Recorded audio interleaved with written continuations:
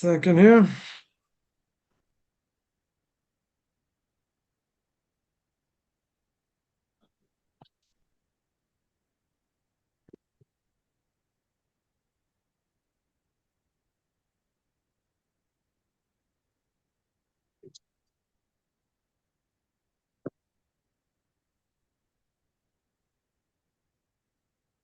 All right, welcome on. Holding by Book of Leviticus Chapter 17.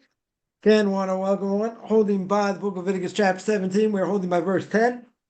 And that's where we're holding the last few weeks. The Torah says, Ish ish mi beis Yisrael, min ager agar b'soichom, sheyochol kol dam, nasati panai, orfana b'nefesh ha'ocheles, v'sadam, v'yichorati oisa mikerev amos. The Torah says, and which we're speaking about again the last few weeks, and whoever there is going to be of the house of Israel, right, says, Ish ish, right, literally man, right, but we learn out talking about anyone of the house of Israel. Now, the question is, it apply to women, it apply to converts, right, that we've spoken about, or the strangers, sojourn among you, right, strangers meaning, again, going to be a ger toshav, right, someone who rejects idolatry and basically keeps the Noahide laws, that eats any blood. I will even set my face against that soul that eats blood, and will cut him off from among his people. So seemingly, as someone asked last week, it's a forbidden for non-Jews to eat blood, right? So the answer is, simple answer is that it's not a Torah prohibition. It's not a Torah prohibition for non-Jews. It is, I would say, maybe a moral imperative, but not obligatory, right? Definitely not obligatory by non-Jews to eat blood, even though it says, Torah says you're going to get spiritually cut off, right? Anyone who eats is going to get spiritually cut off. And we'll see in the next verse if we get there. We'll see in the next verse what the why, or seemingly why, right? Why that would be the case. But we're working our way to the Orach Chaim HaKadosh. And Orach Chaim, as we said last week, we didn't get very far with this. Probably not going to get that far with it this week also, because it brings up a lot of questions. And that is the following: that he brings in a Korban Aaron. I don't know exactly who the Korban Aaron is, but he brings in, the Orach Chaim here brings in a Korban Aaron. And first of all, when it says ish ish, right, who's it coming to exclude, or maybe coming to include? Right, so he brings down a brisa, brings down a Talmudic source, right? Didn't necessarily could be a medrash, right? Didn't necessarily make it into the Gemara, into the Talmud, but he brings down that anyone comes from a non-Jew or a slave, but the child is Jewish, right? In other words, unfortunately, you have a Jew and a non-Jew get together. Now, it's not the fault of the non-Jew, right? Non-Jew is not at fault over here, as we mentioned many times. By the non-Jew themselves, the issue is that is there an issue? Let's say better. Mention this. Mention like this, that by a non-Jew, is there a problem putting a stumbling block, right? That we spoke about quite a bit last week, right? Putting a stumbling block in front of a non-Jew is not the non-Jew's fault, right? In general, a non-Jew has relations with a Jew. It's not their fault, right? It's definitely not their fault. It's the Jew's fault, right? I mentioned to, some Jews that are intermarried that has nothing to do with their spouse. Spouse not doing anything wrong, right? The issue is with the Jew. Now the question is the status of the child, right? So that we mentioned before, that the Gemara Yevamos 23:8, I think, speaks about over there. The child itself, there are many opinions. One opinion is the child's called the mamzer. Right? A mamzer it's a forbidden relationship. Right? The forbidden relationship between doesn't mean that person's not married, but it's a forbidden. Either case, it's a forbidden relationship. Mamzer doesn't necessarily apply to a non-Jew. Two non-Jews, they get together, have a child. Even a forbidden relationship. Let's say it's a forbidden relationship. The child's doesn't have the status.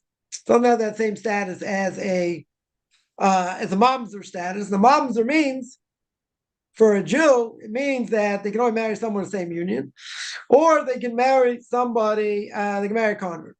Because again, the soul is blemished. Convert soul really is blemished also because, they grew up non-Jewish, not their fault. Right? It's definitely not their fault, but, they are blemished, even though when they convert, the Gemara says that a convert has a status of a katan shenolad dummy, status of a newborn child. Right? They have the status of a newborn child. And because they have the status of a newborn child, basically whatever they did before, right, gets erased. Now, even so, even if that is, is true, there's still something on that soul being born a non-Jew. Okay? So that's one opinion. Another opinion is the child's puzzled, child's blemished, right? They're certain things won't be able to do. It's not the child's fault, as we always say. Child's not punishable, but there's a physical reaction, there's a spiritual reaction, right? Just like if a woman who was pregnant, God forbid, smoked crack while she was pregnant, the child can come out deformed. Is the problem with the child? No, child's not punishable.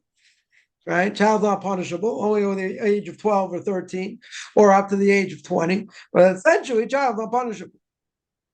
But there's a physical reaction. You'll say if a woman does that, there's physical repercussions over here.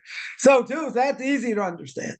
But spiritual repercussions, you can say it's all make-believe, it's spiritual cooties, whatever someone wants to call it, doesn't really matter. The point is that a certain status, right? Definitely has a certain status. So here, Chaim says, the third opinion, right? The other opinion we hold by, and that is, third opinion is the child's Jewish. Right now, if the mother's Jewish, the child's Jewish, very good. But essentially, it's still going to blemish on that soul. So everyone said someone comes from such a union, they would come in front of his rabbinical court and tell him to convert, right? A stringent conversion in front of 3 kosher Jews, right? 3 rabbis, whatever. And somehow, we have to ask, a Kabbalist more about this. Somehow, going to the mikveh, going through that takes that impurity off. Okay, so I had someone once tell me, I mentioned this before, I had someone once say, well, at least the kid is Jewish. Well, it's true, technically. Technically, that child is Jewish. The issue is, it's got a blemish on its own. I don't care. Child's Jewish. You're right? Right? Halachically speaking, that child is Jewish. Now, is it a good thing coming from such a union? No. Can that child grow up to be, if it was a boy, could it be a big rabbinic scholar? Yes. If it's a girl, could she marry a big rabbinic scholar? Should she, could she keep Torah mitzvahs? Yes. Right? It's a disadvantage. That I think everyone agrees. That would be, growing up with a disadvantage. Okay. Same thing we mentioned, I think I mentioned last week as well, that somebody who's born, a Jew who's born where the parents are not keep family purity laws, i.e. what we call nida. Yeah. So there's certain repercussions, certain character traits of that child, it's imbibed in that child, in their DNA, right, so to speak. So there was a question, right? So I'd mentioned there was somebody, I've heard somebody say it, definitely heard somebody say it, that, when their kids are ready to get married, they want 3 generations, parent, grandparent, great-grandparents that practice family purity laws, which I heard a great rabbi in America say doesn't mean anything, right? They can demand it, they can want it, Doesn't, there's no basis, right? There's really no basis whatsoever for it. So I'll tell you, my Shaya, I'll tell you something happened that my Rebbe knew, whatever, when I was much younger, someone that was looking into a shidduch, looking in to get married, and the girl that was proposed, very fine girl, and her parents weren't religious, so her parents didn't practice family purity laws, and because of that, should they, should this person pursue this match? So Mary went to the Torah Giants generation, went for Chazon Ish, Avram Mishaya Karlitz of blessed memory. Everyone agrees he was the greatest rabbi of the last generation. So in Bnei Brak, made Bnei Brak what it is. And he said, if she's going to the right path, right, she's going to the right path in Torah mitzvahs, not a problem. Not an issue, right? Same thing. So it is, it's not something to sneeze at, to say that, you should want family purity laws practiced, but if they're not, and a child's born in such a union, it's harder for them to overcome certain things, maybe certain things part of their DNA, okay. But even if that's true, even if that would be true, at the end of the day, what do I have? At the end of the day, if the person's going in the right direction, not a problem. Right? It shouldn't be a problem. And people say, oh, well, we want more purity, we want this. Cousin Ish said it's not a problem. Lower giant to the last generation. You got a problem, you take it up with him. Yeah. That's what he said. That's what he said. Mary quoted the story, it's been quoted many times. Right. And okay, there is what, maybe there is what to be said, coming out of a certain union, but Chazon Ish said, not a problem. So the rabbi in America, great rabbi in America, said, not a problem. So someone can want it, someone can demand it, but practically speaking, it doesn't mean a whole lot. So the Gemara says, we mentioned Gemara Nevamis 23a, right? A slave as a relationship with a Jew, right? Obviously a Jewish woman we're talking about, and this woman conceives, has a child, the child is kosher. That's how we hold. Practically speaking, that is how we hold. But there's a problem, right? What's the problem? Not so simple over here, as we've seen before. Not so simple. What's the problem? So the Or Chaim asks, it's kind of difficult over here. Why? Because what does the Torah call him? The Torah says this person is a Ben Yisrael. Yeah. In other words, a woman, Jewish woman, had relations with a slave. The child is okay. It's called Bincha, your son, right? Who's your son? Goes after the mother, right? Goes after the mother. Very good. So the kid is Jewish, okay? Right? The kid is Jewish, not a problem. Yeah, but the question is, says Or Chaim Akadosh over here, why does it say Ben Yisrael? Why does it say the son of a Jew?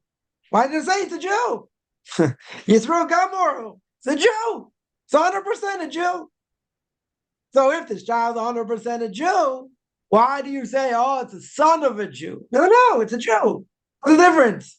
Right? It should make any difference. If it's your son and the kid is Jewish, then say it's 100% a Jew. Right? What's the issue here? Now,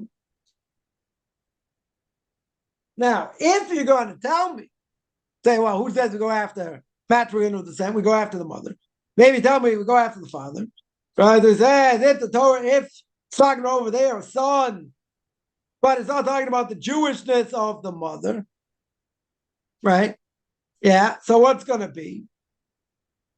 Then I got a problem.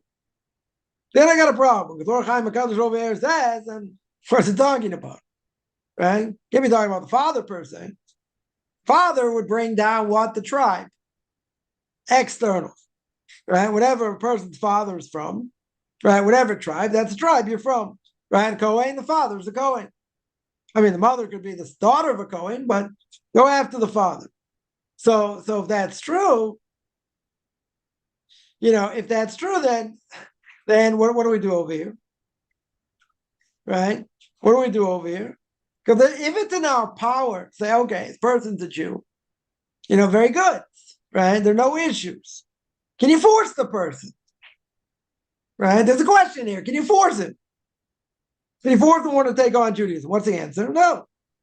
Can't force him. Right? Maybe if he transgresses the Torah, you could force him. Yeah. A Jew transgresses the Torah. You force him. You say, okay, what's the problem? You try and force him to keep Torah mitzvahs. But ain't Torah mitzvahs more, right? But if he transgresses, you got to rebuke, right? Try and force him, right? Maybe it's an obligation to force him.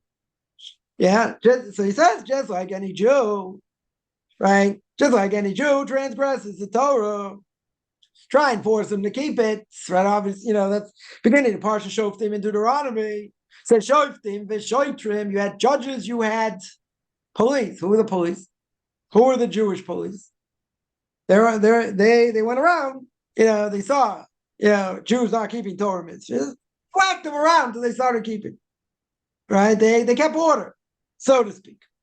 Yeah. So that's in a place where you could do it. You're able to do it. What if you're in a place where he says it's not in our power to do it, then you can't force them again. You ask me the whole question here. How does forcing help? Okay. Yeah. We will have that discussion. But he says, if you can't force him, it's not in our power. And what's the verse doing here? In other words, if you're going to tell me it's a true Jew, really go after the mother, right? If that's the case, what is not going to Torah mitzvahs? If he's not going and he's not going to go the right way in Torah mitzvahs, so fine. So say he's a slave. Say he goes after the father. That's not a benefit over here. To say he goes after the mother, right? So the case is, okay, so let's say it's not a good thing, not going in the right path. Can you force him? It's like any person, any Jew doesn't keep Torah mitzvahs, you should be able to force them, right? You should be able to force them. But what if you can't? Or what if it doesn't work, right? Even better, right? What if it doesn't work? And you can't force him. Yeah. So then what's the point of the verse? What would be the point of the Torah telling me, okay, you go through this whole thing, and the child's really Jewish, even though it's blemish and all this and all that, and tell me really, maybe he's really Jewish, but there's a problem. He's not going to the right path. He's not going to the right path. You'll tell me force him. You tell me force him, forget about the repercussions, the late Torah more doesn't matter, right? You force him, but what if you can't? Then what's the whole point here? There really is no point, right? There's no point. So the Or Chaim answers before I go back to this whole thing about forcing him. Just want to get to the answer here, right? The Or Chaim HaKadosh over here says, what's the point of this? Of now you're going to say it's forbidden, right? He's blemished in this whole thing, right? Well, what's the whole point over here? So he says, what do the rabbis tell us? People think, the rabbis don't know what they're doing. God forbid. They're just the rabbis. They make up whatever they say, whatever they want. Doesn't matter. We still have to follow them, as it says in Deuteronomy. Got an obligation to follow the Kohen and the Levite in every generation. So the Torah over there says, if you don't follow them, what's the punishment? Death penalty. If they say left is right, right is left, doesn't matter. Who are the, you have to follow them. Who are the Kohanim and the Levites in every generation? They're the ones that taught Torah. Very good. Yeah, those are the rabbis. So comes on the Or Chaim HaKadosh over here, and he says, the rabbis open up our eyes over here, right, to show you the depth, the specialness of the Torah, because the soul of the Jewish people, the Jewish soul is greater than everything else out there. The Ramchal says, non-Jews, no offense to any non-Jews listening, not on the same level, right? Not on the same level as Jews going to say, well, we're a chosen nation, that leads to anti-Semitism. We're going to say, oh, you're so much better than us. What makes Jews different?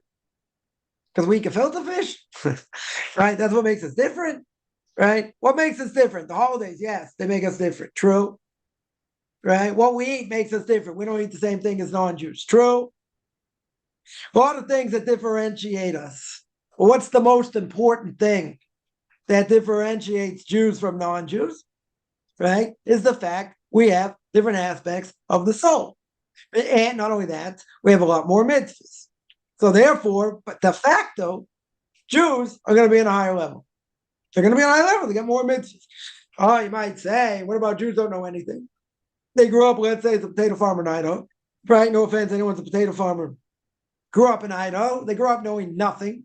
Right? Absolutely zero. Could non-Jews be on a higher level than them? Sure. Right? They can know more than them. Yep. It's true, even though the Gemara says you don't find a Jew that's not full of mitzvahs like a rimon, like a pomegranate. I don't know. Today, kind of hard to say that, but in general, why is the Jew in a higher level? Not because we think we're better. We got a Jewish club. We're all going to go to the same club, and we're born, happen to be born to Jewish parents. Let's make it easy. So everything's good. So that makes us better. And nothing to do with being better. We got more obligations. Many more obligations. So here the Or Chaim says there's no higher level than the Jewish soul. How does he know? Where does he get it? From the Torah itself. Deuteronomy chapter 32, verse 9. Right? It says, Chelek Hashem imoy. A portion of God, this needs clarification.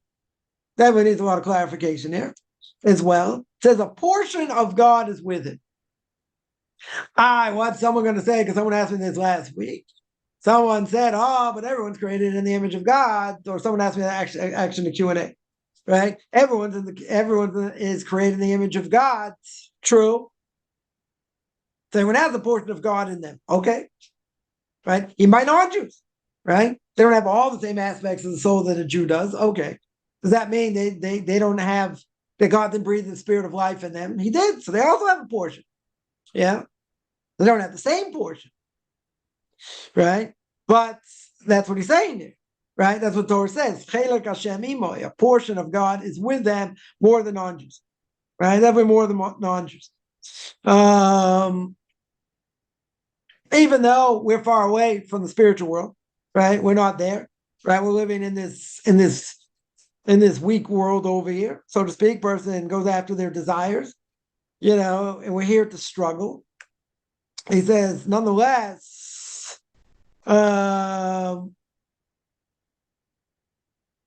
he says the Jewish soul is the highest level. What's the lowest level?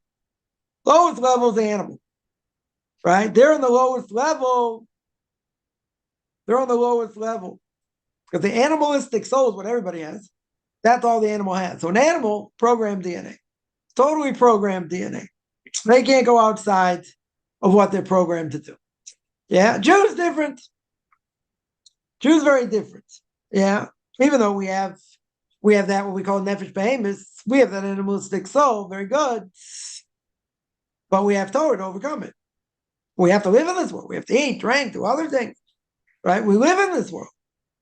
Yeah, but what does Torah do? It elevates the soul, elevates the body. What does the body want? Body wants to go after physicality.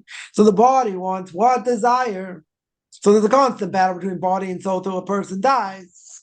If the person goes just after the body, just doing whatever desires they want, that debases the body, debases the soul. Person goes after Torah mitzvahs, even though life is hard and we get thrown around and all that. If a person's keeping Torah mitzvahs, hopefully to a high level, what's going to happen? You're going to elevate the body. You're going to elevate the soul. Yeah. So a Jew only elevates his soul, not just because, now what's the difference? We accepted Torah Mount Sinai. Non-Jews didn't want it, right? The Gemara in Avodah Zarah 2b to 3a, Medrash says the same thing. God went to all the nations asking if they want the Torah, right? And all the nations ask what's in it, right? He goes to Esav, right? He asks Esav, you want the Torah? He says, what's written in it? He says, don't kill. So what do you mean? The Torah says, I'm going to live by the sword. Not interested. Goes to Yishmael. Right? Goes to Yishmael. Yishmael says, what's written in the Torah? Says, don't steal. So what do you mean? I got sticky fingers, right? That's our job. My hand's in the hand of everyone. Everyone is in the hand of me. Right? So I steal. Not interested. God goes to all the nations. Nobody wants Torah. Comes on Jewish people. God said, you want the Torah? I said, sure. You want to know what's written in it? They said, seven Ishmael. We're going to do it, then we'll hear. We're not interested in what's written in it. Whatever you tell us to do, we'll do. So what distinguishes the Jews, says the Ramchal over there, in Derech Hashem, why is the Jewish so high on a higher level? Only because they were given the Torah at Mount Sinai. And the fact that a person is born to a Jewish mother, right? The person is born to a Jewish mother, let's say Jewish parents, will make it easy. So that's different. They have a different aspect of the soul. Now, could they be, just as bad as anyone else, not keeping Torah mitzvahs? They can be worse than non-Jewish, sure. What does that extra part of the soul do? The fact that the great grandparents accepted Torah Mount Sinai, what did that do? It elevated the soul, right? Says the Ramchal. So they have a different aspect, different elevation of the soul, right? So non-Jews are at disadvantage. Yeah, we mentioned that before. But at the end of the day, if a Jew goes according to his animalistic side, what's going to happen? It'll be no different than a non-Jew.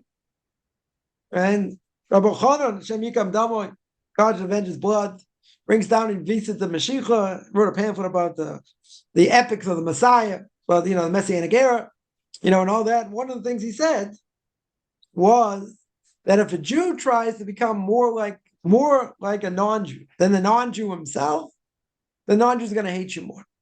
See, that's the mistake. That is the mistake. Secular Jewish anti-Semites, other anti-Semites, will say. They'll say we're different. We don't eat their foods. We don't keep their holidays. Different things. We're the ones.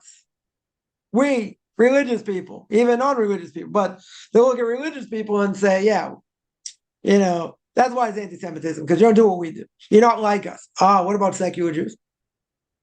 That's why secular Jews in Europe and in Germany, other places, during the Holocaust, you can imagine, why are you taking us? Hitler, his name be blotted out, may rot wherever he is.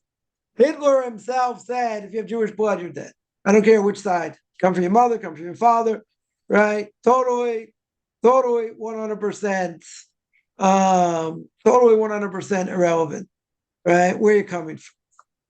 So they couldn't understand. They said, well, we're just like you. We fought in your wars. We married your women. We eat your food. We go to your movies. We do all this. They're like, they're the ones that are different, right? The Orthodox Jews, they're the ones that are different. We're not different. We're just like you, right? And what did they say? We don't care. We're going to kill you anyway. Yeah, you had any Jewish blood. So what does it show? The more we want to be like the non-Jews, the more they're going to hate us. Right? It's an old saying, if a Jew doesn't make Kiddush Friday nights, doesn't keep Shabbos, right? The non-Jews make Havdalah. Right? Havdalah meaning, what does Havdalah literally mean? It means to differentiate, differentiate between, and when we say Havdalah, differentiate between the everyday, the holy and the everyday. Right? The holy and the profane. So if we don't do what we're supposed to do, they'll distinguish, they'll let us know. They'll remind us you're still a Jew, whether you dress like one or not. Whether you do what you're supposed to do or not. Doesn't matter. Right? There are places in the world, there are no Jews there, they hate Jews though. Kind of ironic. But, I just read an article earlier. Somebody suing Harvard University. An Orthodox student, claims to be religious and a progressive. I'm not exactly sure how that works, but I'm not going to go there. About all the anti-Semitism that's going on, against Jews, which doesn't happen to anyone else. I wanted it, whatever. He brought down a number of different things and interviewed him. What about this? What about that? And all these other things. Okay. Now, this guy wants to go to Harvard. Fine. Or any other Ivy League school, right? Definitely looks like an Orthodox Jew, right? Or, let's say, but he grew up more modern. Definitely grew up more modern, no question. But, he wants to have the right to be able to go. Shouldn't be discriminated against. That's true, right? 100% true. Why should they be discriminated against? If blacks were discriminated against, people would be up in arms. Hispanics, Asians, right? So Jews, same thing. But there's a major difference. There's a major difference. What's the major difference? The major difference is, you're in that environment. And today, it's a much more hostile environment than certainly when I went to university years ago. Much more hostile environment. I don't think there's any question. Much more immoral, but trust me, there was plenty of immorality going on. But now I think it's a totally different level, right? But today, people are being discriminated against just because of who they are. They don't have to be religious either, which is I think is a mind-boggling thing that they're going to say just because I'm Jewish, well, it gives you the right to discriminate. And since October 7th, I would say there's an upswing, in people feeling their Judaism more, right? And saying we're not gonna give into this, and and all that. But keep in mind, someone reminded me last week, they're like, we don't live in a Christian country. We live in a waspy country, white, Anglo-Saxon, Protestant country. That's where we live, right? It's not a Christian country per se. Okay. But still, you're part of that environment. You're part of that environment. So, people will claim, what was one thing they say, against Jews? Many things they say. One is double loyalty. Are you loyal to the U.S. or are you loyal to Israel? Where are you more loyal to? Who are you more loyal to? Right? So they'll claim that. They'll claim that as see, can never trust them because they'll give us up, much quicker, for Israel than, than help us or whatever. So somebody's in that environment. Whether they should be there or not, I'm not even going to get into. But they're in that environment. They're in that environment. One thing has been shown, I think it's been shown pretty clearly, and that is the more intelligent a person is, the more likely he's going to be anti-Semitic. Now, a person would say it doesn't make sense. Why should that be? Right? In other words, if you say a person's really intelligent, how could they be anti-Semitic? Because they convince themselves of many different things in an intellectual way, it shows not a problem. Right? Which is a mind-boggling thing. Right? Mind-boggling thing. Yeah. But at the end of the day, you got to keep in mind, a person's in that environment. Now, it's a hostile environment, not just because, you got these thugs out there and whatever. I'm not even talking about physical hostility. The atmosphere is poison. Like Victor Miller said many years ago, many years ago. Victor Miller, bless his memory, said, yeah, you learn a lot of things. A lot of interesting topics, in university, like narcotics as one of them, where you can take up two interesting topics, right? Booze and women, right? So, okay, I don't think things have changed that much, whatever. Whether you need a degree or not, I would say it's big debate. Many will tell you, of course, you need a degree. Others will say, of course, you don't need a degree. All right, you can make money without a degree. But okay, and without getting into that, we've spoken about that, quite a bit. The question is, you're in that environment. You're in an environment that is hostile to Torah mitzvahs. That's the environment you're in, right? Totally hostile to Torah mitzvahs. So when you're in that type of environment, what's going to happen? Either you'll succumb, become more of a leftist, let's say, right? Or maybe the other way, maybe become, that much stronger, not usually. I heard a great rabbi once say, they said, you should send your kids to university, send them to college. He said, yeah, if they would come out as strong or stronger than when they went in, I'll send them. Not the case. Totally not the case. There's so many things there that's going to be thrown at a person that, how they're going to stay, so pure. So I'll mention again, the famous story, the Baal Tanya. They had a student want to go to university. So the Baal Tanya warned him and said, there's a lot of heresy there, etc. So the student said, come on, I learned in your study hall for years and years. I didn't become so righteous. If I go there, I'm not going to be so bad either. I'm not going to be so evil. So the Baal Tanya said, you're making a big mistake. Because if you want holiness, you want Kedusha, got to work at it, got to fight for it, got to want it. If you, impurity, all you have to do is touch it. Come in contact with a dead animal. It doesn't apply today, but if you would come in contact with a dead animal, guess what? You become impure, right? Today we're all in a level of impurity anyway. So even if we stayed in the mikveh for a month or 2 months or whatever, this type of impurity is not going to help, right? It's definitely not going to help. So therefore, you're stuck, right? So back then, the time of the Torah, right? The time of the temple existed, it's a different level, totally different level of purity and impurity. So the Baal Tanya said, you want to, you can be impure just by touch, right? All you have to do is touch, right? So that's worse. That's 10 times worse, right? In other words, when it comes to idolatry, what's the language the Torah uses? A number of times. The Torah uses the language of that. Why is idolatry so bad? Or why is impurity in general so bad? Because they use the language of davak, dalet beis kuf. What does the word davak mean? It means to cling to. Right? Modern Hebrew devek means glue. So this stuff sticks to you, sticks to your soul.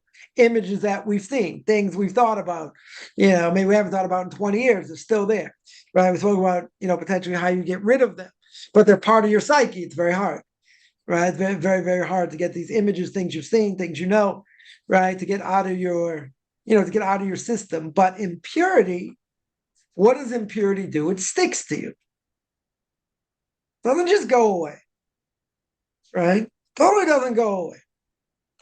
Right? So the idea is, someone here points out, we should be different, right? We should be alone, right?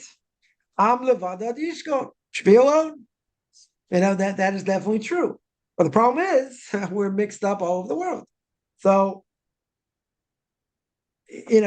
exponentially, Jews get more, degrees probably than anyone else. That's a big thing for Jews to be highly educated. Doesn't mean they know anything about their religion, right? So they have to focus it somewhere else, right? So they focus it in, let's say, they focus it in scholastics, right, and academia and all that. But you're right. The whole point is, where should Jews be? They should be in their own enclaves. They should be by themselves. 100%. They should be by themselves. One of the worst things Napoleon did, among other things, is that it was one of the worst things he did for the Jewish people. He opened up the ghetto. Right? He opened up the ghetto. Opened up the ghetto for the Jewish people was a disaster. If they were with themselves, among themselves, it's a whole different issue. They're going to be much stronger, right, as a unit. But if you let them go out, you let them go anywhere, they're going to be like everybody else. So I've had people say, come on, power, what about the power of the Torah? Shouldn't the Torah protect? It should. In theory, it should. What's the issue? Right? What is the issue? The issue is the evil inclination and the power of the street are very strong. Very, very strong. So if a person to be strong in Torah mitzvahs, you got to be really strong. Yeah. So we're not interested in tempting ourselves and say, okay, here's the evil inclination, I'm going to fight it head on. You're going to lose at some point. Yeah. We have to overcome the evil inclination. We have to work hard against the evil inclination. The evil inclination, does a great job, doesn't need me to agree. 24/7, the evil inclination is busy. The evil inclination is busy trying to make us sin. Very good. Yeah. So there's an antidote. The Torah is the antidote. Right? The Gemara in Kedushin says, God created the evil inclination. He gave us an antidote. What's the antidote? The antidote is Torah. Very good. And then it says, okay, even though there's an antidote, you need heavenly help to help you overcome it. Well, isn't Torah strong enough? Should be. If a person overcome by his evil inclination, the Gemara says, what's the first thing you should do? Say the Shema. Think of the yoke of heaven. Think of the yoke of mitzvahs. That doesn't work? Go to a study hall, right? Go to a base medrash. Go to a synagogue. If you can't do that, think about the day of your death. Right? So a lot of commentaries ask, why don't you just say go to the day of your death? What are you talking about the Shema? What are you talking about, going to, what do you call it? Going to study hall, going to base measure. Just think of the day of your death. Because once you die, you're going to have to answer to God. You're going to have an answer for everything you've done, so you should be more careful. But if you thought about the day of your death every day, it can be kind of depressing. Yeah. Person's going to think, oh, day of my death, day of my death. It's like, doesn't make you sing and dance anymore, so to speak. So you got this issue, right? The inclination is very strong. So the mistake people make is you should be stronger. The Torah should be stronger. Yeah. If I know something is bad, I was in camp, someone once made a statement and said, you got to try everything once. I said, no, not, I know what they meant, but I said, it's not true. They said, I was like 15 years old, 16 years old. So they said, what do you mean? I said, I know if I bang my head against the wall till it bleeds, it's bad. But I said, I got a great idea. I said, I'll give you a better example. I said, go outside the bunk, take about 60 steps backwards. Yeah, 60 steps backwards. Say, okay, then what? Then I want you to run as fast as you can into the wall of the bunk. They're like, I'm not going to do that. I said, why? They're like, if I do that, I run at top speed. I said, I'll break every bone in my body. But didn't you just say, I have to try everything once. So no, that's not what I meant. I know what they meant. Right? I know what they meant. Right? But people say you can experience things. Yeah. What if I know it's bad? People who smoke cigarettes, they just tried it, whatever, and then they got addicted. Yeah, because they have nicotine in it. Wouldn't they be better off they never started? A lot of things, a lot of bad habits, seriously bad habits that, some people started just for fun or whatever, or just to see what it's like. They got caught up in the whole thing. Right? Totally brainwashed them in other ways. Anyway, the point is that we are affected by our environment. That's why one of the most important things, for JIT, what I call Jew in training, or anybody else who wants to come to Judaism, as a secular Jew as well, wants to learn more about Judaism. Very important, not always probable, but very important to get to a Jewish community. Because when you're living with other people that are doing the same thing or want to do the same thing, go in the right direction. Not everybody does. Some more, some less, doesn't really matter. But the point is, you're in an environment among peers that are going to help you get to the right direction. So that's a huge thing. That's why we stay together, right? That's exactly why, as someone here points out, that we're supposed to be by ourselves in our own communities, right? That is the whole point. Because when you venture out, causes problems. And a person can think, oh, it's not going to affect me. This is not going to affect me. I'm better. I'm more prepared. You fill in the blank. I'm all these different things all in one. Not going to affect me like it affects everyone else. Who says? Who says? We can be just as vulnerable as anyone else. Right? That's why we will do whatever it takes, to make sure things don't happen. It's like the rabbis made a lot of decrees, the laws of Shabbos, the laws of kashrus, other things, to make sure we don't come to worse prohibitions. So a person will say, I'll be the one to remember that chicken is really meat, and I won't eat chicken and milk. Okay, so you'll be one person who remembers. Some people will forget. And then since other people will forget, what's going to happen? They'll come to a Torah prohibition. So the rabbis are going to tell you, coming to a worse prohibition, it's 10 times, is bad. Laws of Shabbos, same thing. Person come to Torah prohibitions, be liable for death penalty. Oh, they're making it up to this. Whatever a person wants to say, they're guidelines.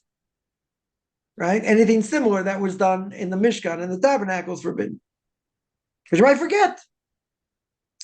Right? So a person will say, I won't forget. Right? So the rabbis understood the psyche of man. Rabbis weren't worried about one person. Right? They know people will forget. Right? That's the nature of men. People will forget. Right? So therefore they made a decree. Right? And a lot of times they didn't say why they made a decree. Sometimes they did, but that's not the only reason. Right? In other words, there's difference of opinion among rabbinic authorities, if I have something, let's say I have a reason that doesn't apply anymore, right? Let's say my machronim, the afterward, the person washes their hands for bread, you eat your meal, so some people get up and wash their hands again. Yeah, you're gonna say, why wash your hands again, right? So the commentaries say one of the reasons is, they have salt in food, you might touch the salt, might get in your eye, might be a dangerous situation, right? So, you don't have to wash your hands at the end of the meal, right? If you ate bread, it doesn't matter, men, women, doesn't really matter, right? At this point, so person will say, but doesn't apply today, right? That reason doesn't apply, so people do it anyway. So you're gonna say, why do people do it anyway? Because who said that's the reason? Just because the reason for a certain mitzvah we do doesn't exist or doesn't apply. One opinion is if it doesn't apply, very good, so you don't do it. You don't have to do it. Others will say, even if it doesn't apply, who says that's the reason? Could be one reason they gave. They'd have, could be 150 other reasons why. We don't know. Right? We're not given all the reasons. Even if they gave us a whole bunch of reasons, right? Very well be. Very well be. But who says that's the reason? So therefore, if there's something that, the reason doesn't apply, then people say, so why do it? Makes sense. Yeah, you got the reform movement chucking out mitzvahs left and right. Oh, this doesn't apply, that doesn't apply. Plenty of things they say don't apply do apply. Right? I'm talking about something where the reason itself. Even if they would say, well, we're not in an agricultural society anymore, so we don't have to do this, blah, blah, blah. Well, it doesn't matter. Yeah. No one would call Israel today an agricultural society per se. Plenty of agriculture here, but that's not the majority. There's still an obligation to take tithes on the fruits and the vegetables. And that just because we're not living in that type of society today doesn't mean you still don't have to do it. Because the holiness of the land, that didn't change. Right? That didn't change. So therefore, if things don't, even if the reason doesn't apply, we're still going to do it. So it doesn't matter. Right? It's what we call a low plug. We don't distinguish. We don't distinguish over here. Once it was given and we hold by it, that's it. We do it. It's codified. We do it. All right. And we don't always understand, a lot of what we do. You have to try best of your ability. That there's no question. And there are people who got hung up on this. Otherwise, they just made so many laws, they make it so impossible. Not impossible. You gotta learn it. Right? We brought down something last week, or whatever, on the part we just read, parts of Vayaku. And he mentions from Jonas Leibschitz, blessed memory, that echoing what the Chofetz Chaim said in his introduction to the third part of the Mishnah Berurah, which is on the laws of Shabbos. In his introduction, the Chofetz Chaim says you have to review. You always have to review. If you don't review, you transgress. 100% you transgress. Not cursing anyone. He says that's reality. Right? That 100%, is the reality. So Mary brought down a case. People like to eat on Shabbos onions and eggs. So Mary brought down potentially 10 problems. 10 problems in one thing. Right? You take off let's say the eggs are already hard boiled, right? You take off the shell. Shell's muktzah now, right? Where do I put the shell? Well, let's say the egg is very hot.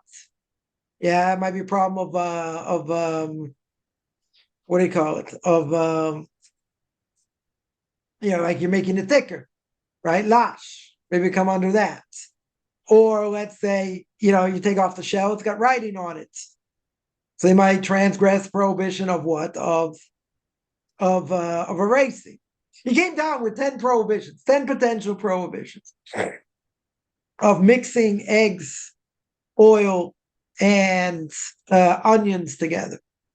Potentially 10 prohibitions in one shot. So Rebbe mentions the severity of the laws of Shabbos. And he said, here's one thing. One particular thing, you make it on Shabbos, could be over 10 prohibitions. If you don't know what you're doing. The laws of Shabbos are complex. Do they have to be so complex? Someone will say, rabbis made it more complex. These are the laws. This is what we do. It's hard. And if you don't review, what's going to happen? You'll transgress. It's not a curse. It's like anything else. Blessings are like that. Kashrus is like that. Right? Shabbos is like that. I mentioned Shabbos because that's what the Torah says. That's what the Torah says at the beginning of Parshas of Vayikra. Right? It mentions about keeping Shabbos. So these are things you got to know. And you got to know well.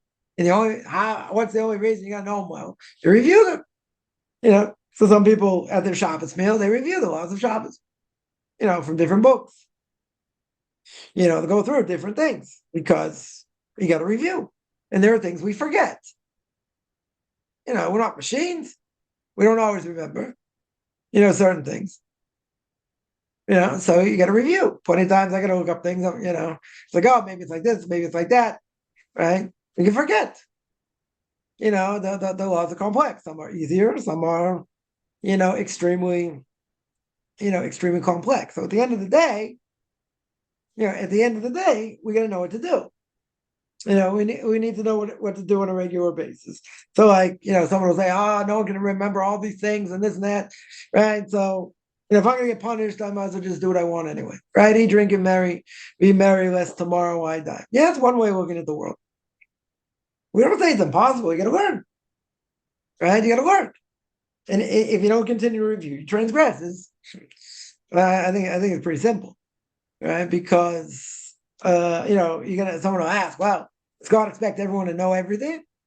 You got to know the best of your ability. Listen, if you're on the onus, something happens, okay. But if you make a mistake, my Rebbe pointed this out also, right? You can't say, well, yeah, I did it by accident. You can't make that comment. You knew better.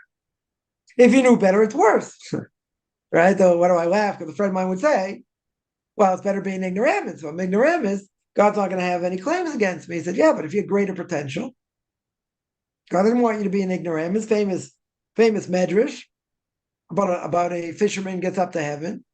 God asks them, what's the first question? One of the first questions going to be asked, did you learn Torah? Right? Another question, were you honest in business? Whole question, which comes first? But let's say he's asked, did you learn Torah? He said, you give me brains to learn Torah. So I didn't give you brains to learn Torah. God says, oh, what'd you do for your profession?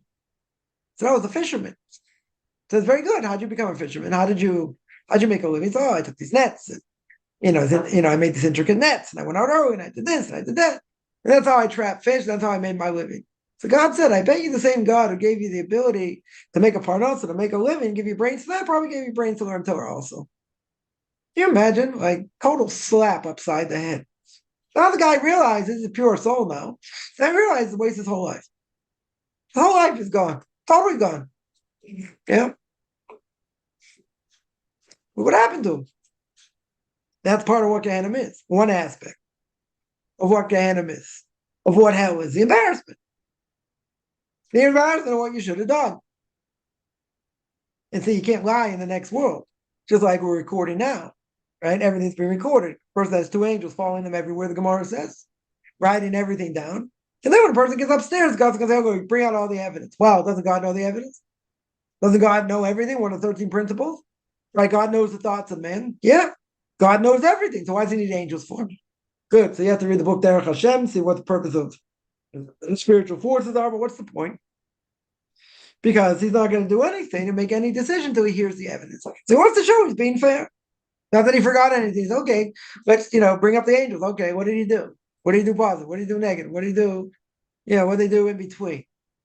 And you can't deny it, right? Anyone who's ever had a, out-of-body experience, they all say the same thing, right? They all say the exact same thing, that they see the light flash before their eyes, right? And then they feel their soul hover over the body and all that, but they can't deny what they did. They say, oh yeah, I had my hand in the cookie jar, right? They got caught. Very good. So now what? So you say, oh, but I had this reason, that reason, the other reason why I did it. So God will say either yay or nay. Very good. Yeah, but you can't deny what you did. There's no denying it. Right? So that's one aspect of being totally embarrassed. Because you can't say can't say you didn't do it. Right? So is that enough of a deterrent that necessarily stops people? I wouldn't say that. I wouldn't necessarily say that because the person's not thinking about it. a person has a desire, whatever it is, they're caught in the middle. They're not thinking about the repercussions, this and that. They want whatever the fix is. Whatever their fix is. That's what they want. So whatever, this is a huge topic. This is a huge topic. No one wants to think about. No one wants to think about repercussions for their actions. That's what we said before, right? Spiritual term. Somebody has a child they're not supposed to be with. What happens? So there are repercussions. Is the child really Jewish? It's not. They're blemished. This, that. Right? In physical terms, we can understand. Right? Everyone's told me the story. Someone in the early 40s died. 9 kids, 8, 9 kids, and they died from lung cancer. They smoked. So he said, I refused to go to he didn't go to the funeral. And he held there was ma'abedas nafsho b'das, suicide. So the person smokes, suicide, you're killing yourself. Essentially, you're killing yourself. Everyone knows. Everyone knows how bad it is. So he told the story years ago, and many, many years ago, he heard a doctor, this is before anything really came out, about cigarettes, how bad they were. I told the story before also, it's a good story. And that this doctor spoke for like an hour, 45 minutes to an hour, how bad smoking is and what it does. After he spoke, 10 minutes later, he lights up a cigarette. So Rabbi asked him, like, what are you doing? You just said that what, how bad smoking is and all that. So how can you smoke? He said, listen, I know it's going to take years out of my life. It's such a, I enjoy it so much, I can't give it up. For some people say that about JC also, like they would say, yeah, there are contradictions, this and that. Right? I can't give them up. Right? They just, whatever, it's like cognitive dissonance. They can't, it's something they can't let, they can't let go of. But one thing, I'll mention now, we'll get back to this, that the Orach Chaim says, Orach Chaim HaKadosh over here says, the person transgressed, so maybe you should force him. That's why we had these shoitri. You had these, what do you call it, these officers. Go around whacking people for not keeping Torah mitzvah. So you'll say, but, how's that going to help? Right? How's that going to help? Maybe they're gonna hate Torah more. So he says, if you have the ability, that's what you need to do. If the person transgresses Torah mitzvahs. Again, we're going to have to qualify this. But he says, if it's not in our hand to do it, right, it's not in our power to do it, right, then when they ask the question, okay, so what's going on over here, right, that, a Jew has raised a non-Jew, what's the status of the child, right, what's this whole thing talking about, right, the person transgressed, you take him out, you take care of him, right, to make sure it goes in the right path. Okay, what they did what they did over here, right, so the answer we said was that the Jewish soul can't compare. There's nothing greater than the Jewish soul. Okay, so we spoke about that.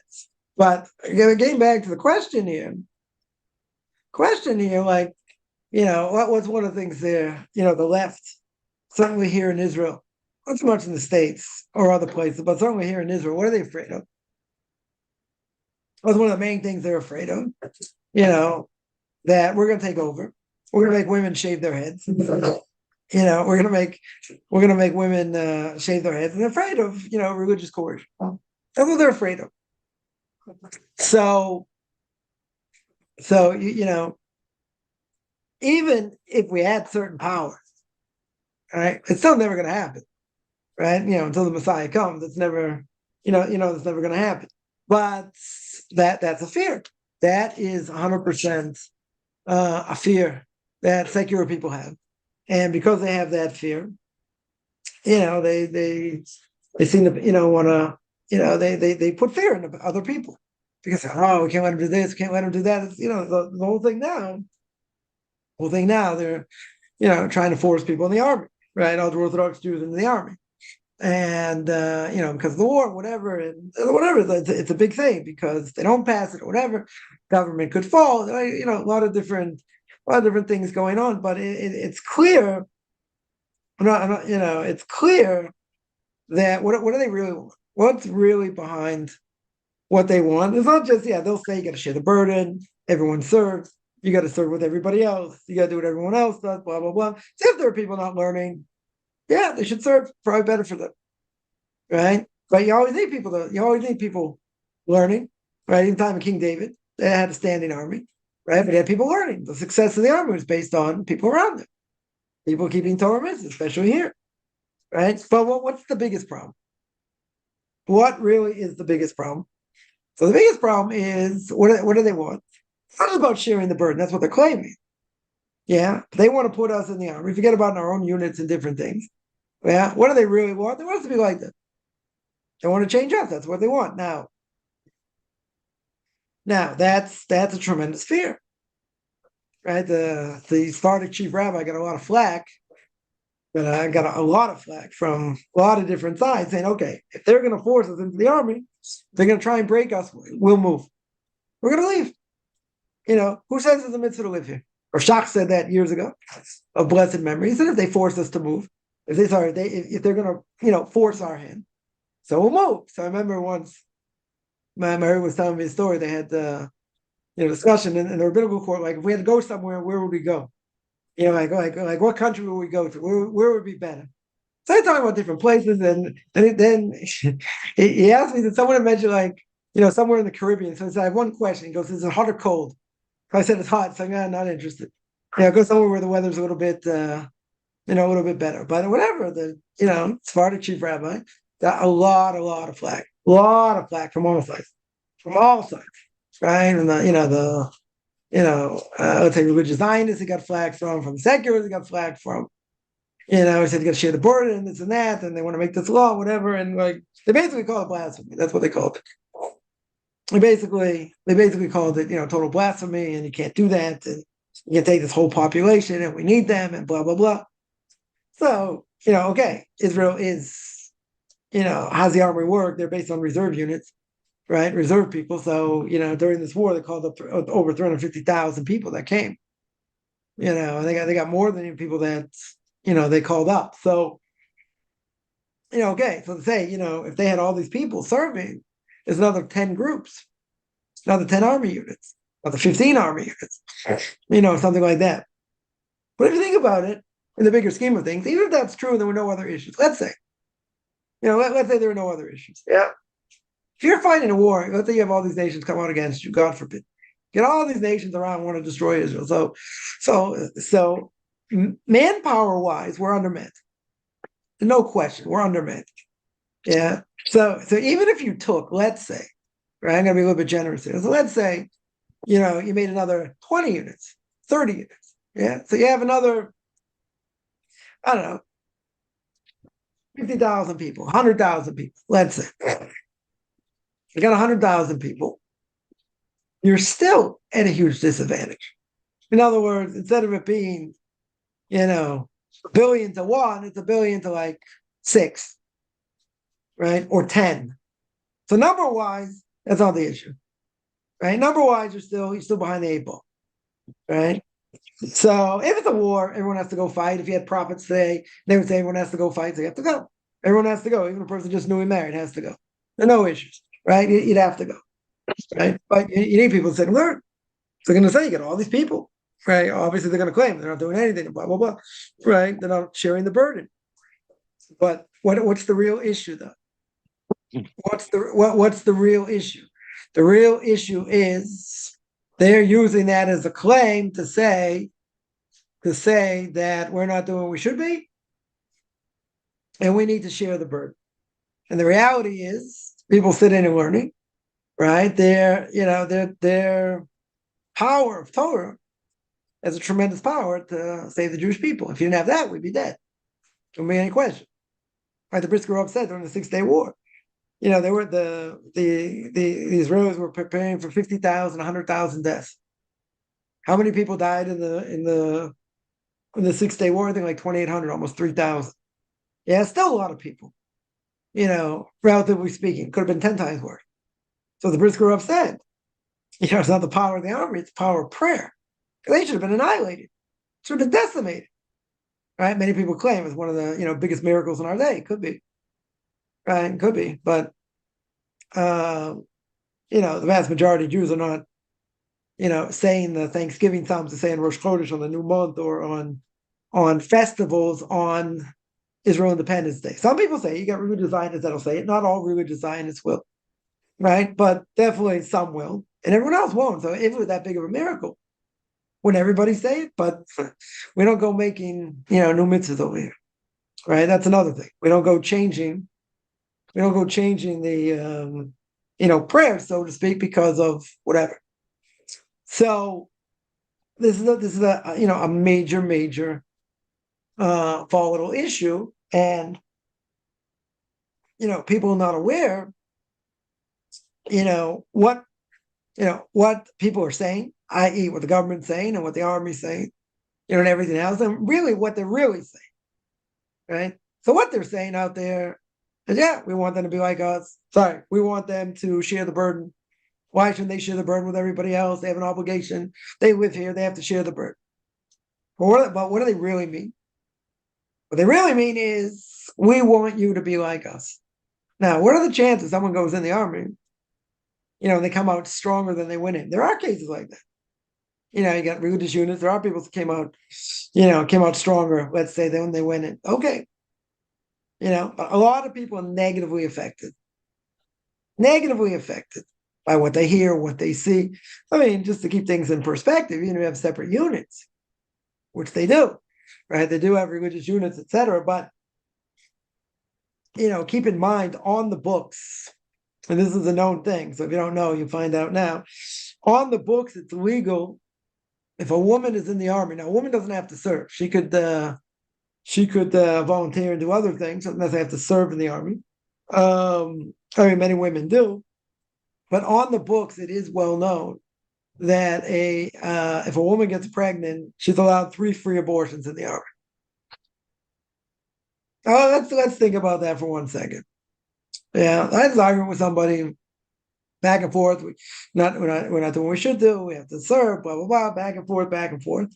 So finally, I said, by the way, you do realize on the books, if a woman gets pregnant, 3 free abortions. Check, mate. That was the end of that discussion. Yeah, I mentioned to someone else. They don't like that answer. They're like, I served. What's the problem? Why can't men serve? I think there's a lot of immorality and other things that go on. And this person's like, oh, come on. I said, 3 free abortions. They're like, we're not going there. I'm like, go look it up. According to the law. That's what the law says, according to the army. What are women doing there?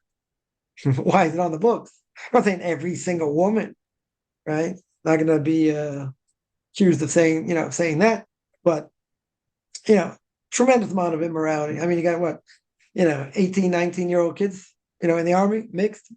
Like, what do you think is going to happen? What do you think is going to happen? It's no different than university. Yeah. It's no different. Yeah. Definitely no different. So, there's no difference. There's no difference. But they want us to be like them. That's what's behind what they're doing. Right? Whether they could use us or not, whatever, that's debatable. They'll say we can. They do need us, blah, blah, blah. Right? In a bigger scheme of things, there are issues. There are morality issues. There's no question. And just hearing what they hear, it's how people speak. Yeah, a few questions here. One is, 1 second. Can a person get punished for bittul Torah, wasting time when they could have learned Torah? 1 second. I jumped the gun here. 1 second. I'll get there. Israel, let's say, nature of people that, mention that. Are we judged as a whole body? Yes, body and soul. Yeah, it's very interesting. Why is the person going to be judged body and soul? Because by resurrection, speak about it more. Speak about the 13 principles, the last 2 principles. But you need a body, right? You need the soul to come into a body. But if the body was just irrelevant, you only have the soul coming back, essentially. But what do I have? What's going to happen? A person, soul, when a person dies, so the soul is going to go upstairs. Soul's going to get judged. Now, what's the soul going to say? The soul is going to say, you can't punish me. God's going to say, why not? I wasn't in control. Body was in control of me, right? I was only in the body, but the body controlled me. God's going to look at the soul and says, the body's going to say, what do you have to say? The body's going to say, I couldn't do anything without the soul, right? If the soul wasn't in me, I die. So God looked at both of them and says, very good. What does God do? He slaps them together, body and soul, and he punishes them both. Punishes them both. So we punish both as body and soul. Right? Punish both as body and soul. So he mentions that what? I think the soul has biochemical dependence. Like smoking nicotine. Let's say like this. I'll tell you like this. What's the lowest part of the soul? Anyone know? The lowest part of the soul is the nefesh. Right? As far as I understand, the nefesh, i.e. the nefesh behemoth, that's where that's where the soul, the body gets life, right? From, I guess, in the bloodstream, whatever it is, right? And that's why you need a certain amount of blood in the body, otherwise the person will die. So essentially, the you're right. How does the soul feel it? How does the soul feel? Because it's part of the body. Now, a body in this world can get punished. How can the body get punished? Any number of ways. Physically, person can, be in an accident, be in severe pain. Body can get punished that way. And a body can get punished in other ways. Not just health reasons. Could be punished, let's say financially. Could be punished, mentally. Dealing with family, friends, this, that, a lot of things. A lot of things. Body and soul are like a fusion, right? The soul is fused to the body, which is very hard to explain because essentially the Ramchal says that by Adam, he says in Derech Hashem, when the God breathed the spirit of life, gave Adam a soul, right? Created Adam. So exponentially, if he would have done what he was supposed to do spiritually, he would have been pretty much a pure soul. And I don't know, basically, he would have gone up level after level after level, probably would have exploded the body. Body wouldn't have been able to take it, probably would have been a pure soul, went into Garden of Eden, that would have been it. But it didn't happen that way. Right? Obviously, they ate from the tree, and then God said, all right, everyone out of the pool, throws them out of the Garden of Eden, and we know the rest is history. No pun intended. So body and soul. So what should happen? The soul goes into the body. Now, the soul comes from God's heavenly throne, whatever that means. And the soul, when it goes into the body, what should happen? The soul is so powerful. The body should explode. That's what should happen. Right? That's exactly what should happen. The body should explode. But what happens? The soul gets trapped. Because the soul gets trapped, it can't shine. When's the only time the soul is going to be able to shine really the way it should? Is in the spiritual world, not in this world. Sometimes the person will do something, people say, wow, look at the virtues of this person, look what this person did, look at the self-sacrifice and all these different things. Very good. It's only one aspect of one thing. They don't see the bigger picture. Right? There are people, you look at them and you can see they look different. They have a different shine to them, so to speak. So, but they're in a human body, right? They eat, they drink, they do other things, but they're in a human body. So really, the soul is that powerful. The soul should go in the body and like demolish the body, but it doesn't. It gets trapped. So the soul controls the body, right? In other words, the body wouldn't be able to live without the soul, right? But you need physical desires. If God didn't give us physical desires, we never eat. Right? It's also a huge miracle. You're gonna say, a person's hungry, a person's thirsty. Okay, unless they're sick, right? Unless they're sick, they won't eat. Very good. But a person has certain desires, whatever they want to eat, whether it's good for you or bad for you, at this point it doesn't really matter.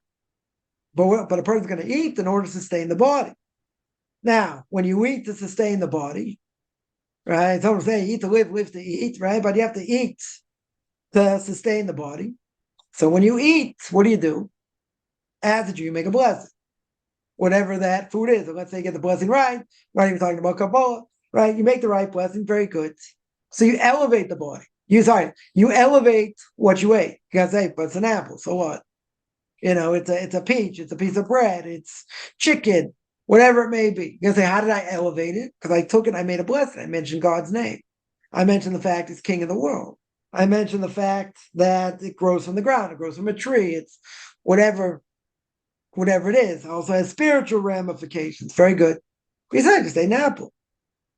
Right? Bread is another issue, right? Because when you make the after blessing of bread, it's the longest after blessing, grace after meals, or Birkat HaMazon as it's known. So, you're thanking God for giving us, for giving us Israel, sustaining us, other things. Say, wow, I ate one, I ate a couple pieces of bread. I got all this stuff to say. Yeah. So basically, when a person eats, yeah, you are taking care of your body, hopefully, right? You're taking care of your body, you're getting nourishment, but at the same time, even though you're getting nourishment, right? Even though you're getting nourishment, what would I say? You're getting spiritual nourishment because of the fact you're recognizing God's the one in charge. God created the world. If a person made a blessing, God forbids you didn't mention God's name or that he created the world. One or the other. You didn't mention, it's not a blessing. Not even a blessing in vain. To be a blessing, I have to mention God's name, Hashem, Elokeinu, right? He is the Lord our God, right? The God of mercy, the God of compassion. And I have to mention he runs the world. So you're going to say, but how can I mention God himself? He doesn't run the world, right? So you can say, well, I mentioned God's name. What's the problem? I'm giving thanks to him, right? But you have to mention he's in charge. So there's a whole question. Commentaries ask, what happens if I mention one and not the other? Is that a blessing? Is it a blessing in vain? Right? So the conclusion is, it's nothing. I didn't make I probably shouldn't have said, let's say you said God's name. Probably not a good thing to say God's name, right? In general, but let's say a person did it. Okay. Doesn't necessarily mean it's a blessing in vain. Over here. Why not? Because you make a blessing. It's nothing. You didn't make a blessing over here. So a person, it's body and soul. Person is going to get, the body's also going to get judged. You're going to say, it's not the body's fault. Right? You're going to say, the body's just going according to the soul. It's not true. What does the soul want in this world? The soul wants to go after spirituality. That's the only reason anybody in this world would want to go after spirituality whatsoever, because they have a spiritual side to them. Otherwise, they just go after physicality. So what about all the people that aren't religious, quote unquote atheists? They don't go according to their soul because they buried it. Essentially, their soul is buried. Right? Because of my wife, it was been around the world, dealing with Israelis and trying to bring them back and, to Judaism. And, I met somebody once, he's like, wow, he said, you're so immoral. He said, you need a snorkel in order to breathe. Right? Like, whatever, really told them off. And he came back to Israel. 2 years later, this guy taps him on the shoulder. He turns back and he's like, you? It pays and a black hat and a whole thing. So he's like, what happened? He said, how'd you become religious? He said, you don't understand. He says, those words hit me. They hit me like a ton of bricks. Other people were just blowing him off and said, yeah, I'm going to do what I want, blah, blah, blah. And hit him, right? Hit his soul, so to speak. So a personal claim, the body can say, I couldn't do anything. I didn't have it's all the soul's fault. The soul controls the body, right? The soul makes the body go. If you didn't have a soul in your body, you die. That's it. Body dies. So it's a good argument. You may think, what can I do? I'm tied up to the soul. But what's the soul going to say? You're right. I control the body. But you know what? There's a tremendous force out there. We're going to call it the world. The physical world. And the physical world takes the body, this place, that place, the other place. So what about your spirituality? There's a battle. There's a constant battle till the day you die. Constant battle between body and soul. So as we said, body does what it wants to do. It debases the body, debases the soul. The soul does what it wants to do, and it goes towards spirituality. It elevates the body. It elevates the soul. So someone here mentions, but the soul doesn't feel it. Now, I'll tell you why I don't think that's true. Because there are things that the soul can sense that doesn't, sometimes comes up. What do I mean? There are many times they have after Israelis in the army finish basic training, they have a ceremony at the Western Wall. Usually at the Western Wall, the Kotel, as we call it, whatever, they have a whole thing there, etc. So there are many stories of soldiers who go up to the wall, not religious, yeah, never been to the wall, let's say. They go to the wall and they burst out in tears. So you asked me the $1 million question, how is that possible? They have no connection. Essentially, they have no connection to Torah mitzvahs. Now, this is the holiest place on the earth. There's no question. It's the holiest place in the world. Even if the whole question, when the temple was destroyed, that means God's presence not here, or doesn't have the same level of holiness or not. The whole discussion, has the same level of holiness, even though we don't see God's presence like we did time of the temple. But you go to the holiest place. Now, some people get themselves psyched up or psyched out. Let's say they go to the wall, they don't feel anything. Right? Can happen. Right? For sure, can happen. Right? You're expecting, I don't know, bells and whistles and skyrockets and this and that. You don't feel anything. It's like a wall. It's like another wall. Okay. There are other people, though, that their soul can be very, very sensitive, even if it's holding nowhere in the world. Meaning, even if this person is holding nowhere in the world by Torah mitzvahs, yeah, they come to the holiest place of the year, holiest place in the world. What happens to them? Their soul screams out. The soul you can't hear what the soul says. Right? You can't hear, just like there's a medrash that says that, a person, let's say, chops down a tree. The tree screams out in pain, but we don't hear it. Because if we would hear what the tree says and how it screams out in pain, they wouldn't cut down trees. You wouldn't have wood. You wouldn't have paper. You wouldn't have pencils. You wouldn't have, all these things. So what's going on here? The soul is like, it's like, it sees a lot more than what we see. Yeah. But it burst out saying, idiot, connect me to Torah, connect me to mitzvahs. This person doesn't know that. Maybe it'll never lead to that, but that's how some explain, that phenomenon. Because the soul is screaming out, even though the person holding nowhere, right? I would say, person holding nowhere, spiritually speaking. So, in spiritual terms, if the soul is in the next world, it's a whole different thing. But the soul feels what the body feels, right? It does really, that's the whole question. When a person, they say, who are you, right? They point to you, like your heart, like who are you, so to speak. Are you just your body, or your combination of body and soul, right? So, when the body's sick, so you can say, wow, soul's untouchable. Because the soul's still intact. You're right. The soul is definitely still intact. So it could be, right? There's no connection. The problem is, if the lowest part of the soul keeps the person alive, and you got all the, blood and whatever flows through, that's the lowest point of where, that's the connection between that level of the soul and higher levels of the soul, then that's not true. Then saying that there's no connections is not true. Right? That's what I would say. Someone asks, can a person get punished? Oh, this is the question. For Bittul Torah in this world, yeah.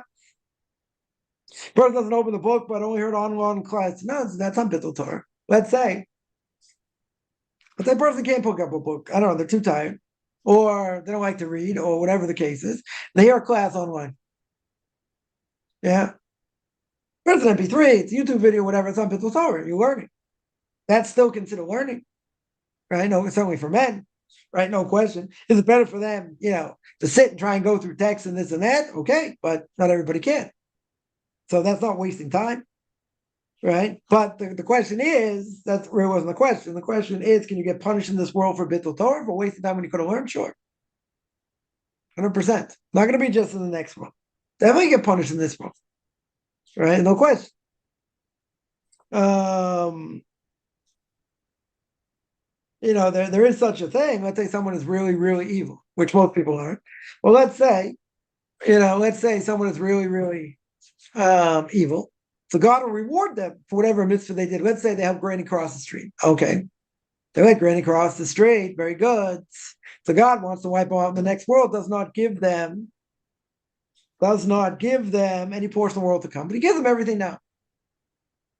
And doesn't mean they're not necessarily going to suffer. They also will suffer, right? But the suffering doesn't help. If someone's really, truly bad and seriously bad, which is not most people in this world, then they will get, they may get some punishment in this world, right? But it's not going to help them. In other words, once they die like a dog. They go poof, right? Nothing happens when a dog dies. No offense, even if it's reincarnated. Even the soul is reincarnated, the dog dies and the soul goes up, right? No offense to any dog lovers, any dog lovers out there. But yeah, can a person be punished severely? Yeah, there's a Yerushalmi, Jerusalem Talmud says that God is mavater. God looks the other way. Even if a person transgressed the big three, you have to give up your life for anytime, any plagues, i.e. immorality, idolatry, or murder, right? If a Jew or non-Jew put a gun to your head and say, I want you to bow down to this guy in a stick, right? A reference to JC or show the fat guy, Mr. Buddha himself. They don't call him Fatso, but a big mitzvah make fun of idolatry. They say, hey, bow down to Fatso or die, right? You got to be willing, to die, right? So therefore, there are things that you might have to give up your life for, right? You might have to give up your life for, in this world, but for sure, a person can be punished if they could have learned, they didn't, right? They for sure, could be punished. Again, depends what it is. It depends who we're talking about, right? It depends who we're talking about. Someone who says, no, soul desires to stop with a physical and mental addiction is like a wall. I don't know, soul is pretty powerful. The soul can overcome the body. If a person wants to, has the power to overcome the body. You're right, it's trapped. The body is very powerful, 100%. 100%. It's not impossible. Anyone listening right now, whoever's gonna listen is in that case. They're in that scenario. Even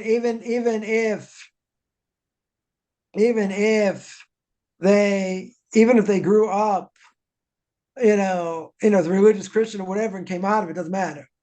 Right? There are people that get out of it. So if there are people that get out of it, so it's possible. But is there a barrier? I agree. Physical body itself, the whole body is a barrier. Right? The whole body is a huge barrier. And the reason is because the body is very strong. It comes from the dust of the four corners of the earth. If it comes from the dust of the four corners of the earth, guess what?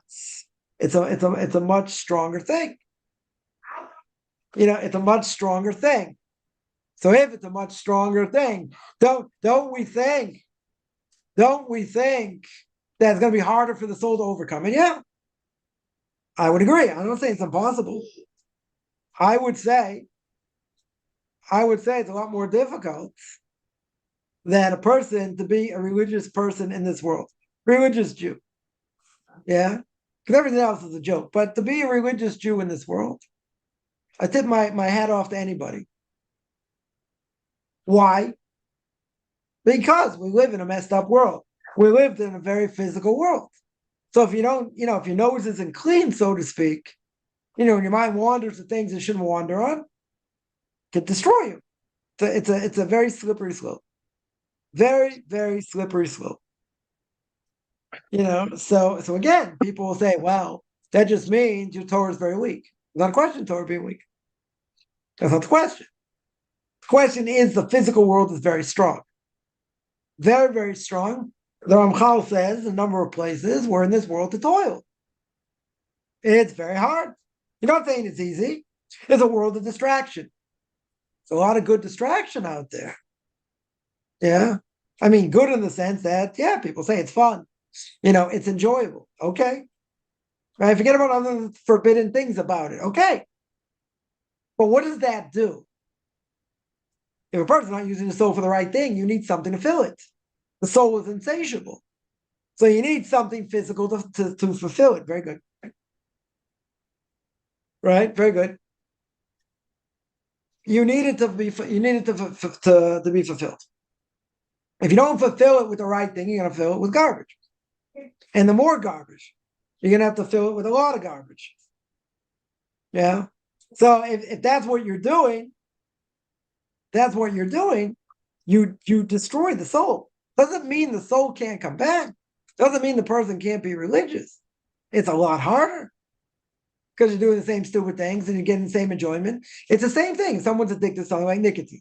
How do you stop it? It's very hard. Smoking, one of the hardest things to stop. For people say, yeah, I can stop anytime. It's very hard to stop. Then your system craves it. Very, very hard to stop. Yeah, bad habits, and doing things that are bad for your soul, also hard to stop.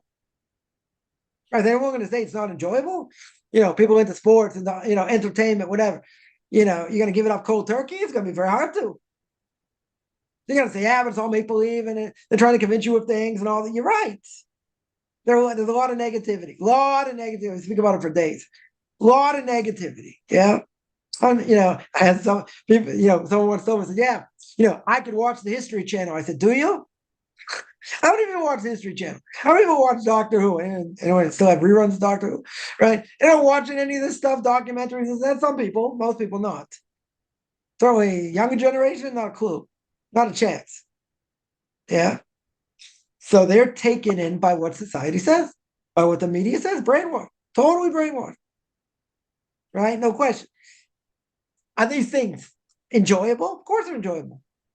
Is anyone going to say they're not enjoyable? No, sometimes you might get scared, sometimes other things, okay. But in the bigger scheme of things, aren't these things fun? Sure. No one's going to say they're not. No one's going to say they're not. Someone mentions, yeah, but there's a root to these obstacles. Has to be dug out and dealt with, can be painful. Yeah. Remember one thing, we have certain disadvantages. Every soul is put in a body and they're given certain DNA, right? That body has certain DNA for whatever reason. So some people are easily get angry, some people not. Some people have other things, right? Everyone has things that so we're at a disadvantage even when you're born. But who says you have to act on it? Nobody says you have to act on this stuff. Person chooses to. Okay, it's their choice. But no one says you have to. Even if we're at a disadvantage, the Torah can overcome, has the ability to overcome. Is it easy? No. That's exactly what obstacles are. They're not easily overcomable. And because they're not easily overcomable, it's going to work. What's the problem today? In general, people don't want to work. They don't want to work. People are lazy. Even though we got, greatest technology and all that, people are lazy. Right? How do you fight laziness? Yeah, we sort of spoke about that. It's hard.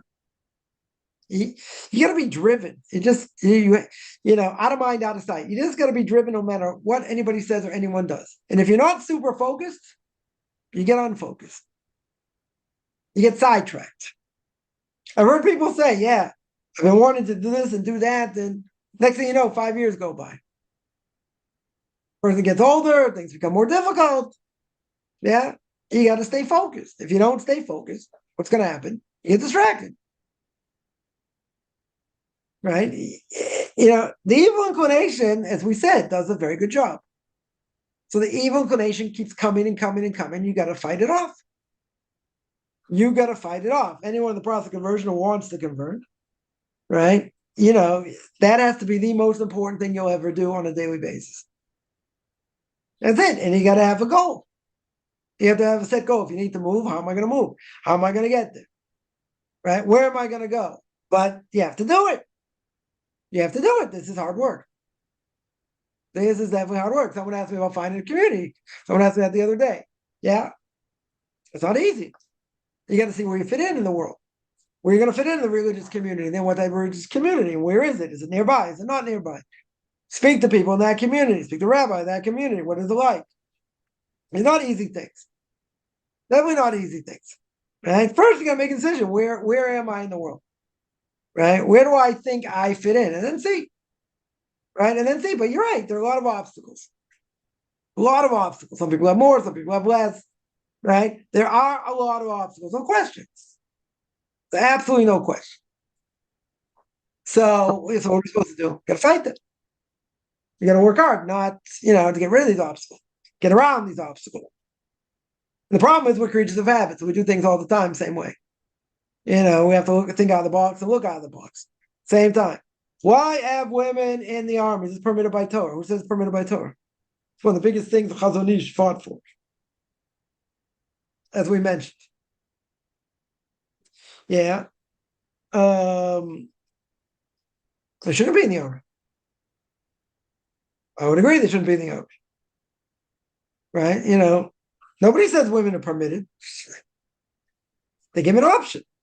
They say if you want to do the army, you can. If you want to do, what do you call it? Service, not fighting, but doing other things, you can do that. They don't force them. They don't force them, but many women do the army. They don't, they feel it's like, coming of age, you do the army. That's what you do. That's what you do. It's permitted. Who says it's permitted? I'm talking about men.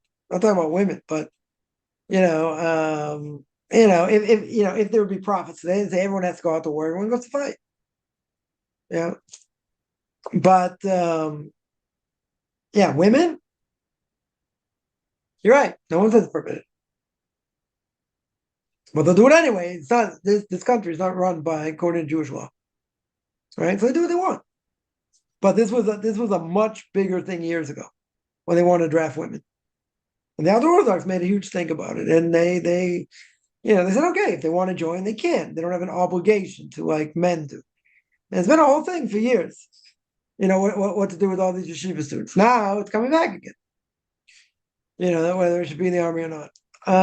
Somebody who says, I saw Orthodox Jews protesting being mistreated by the police.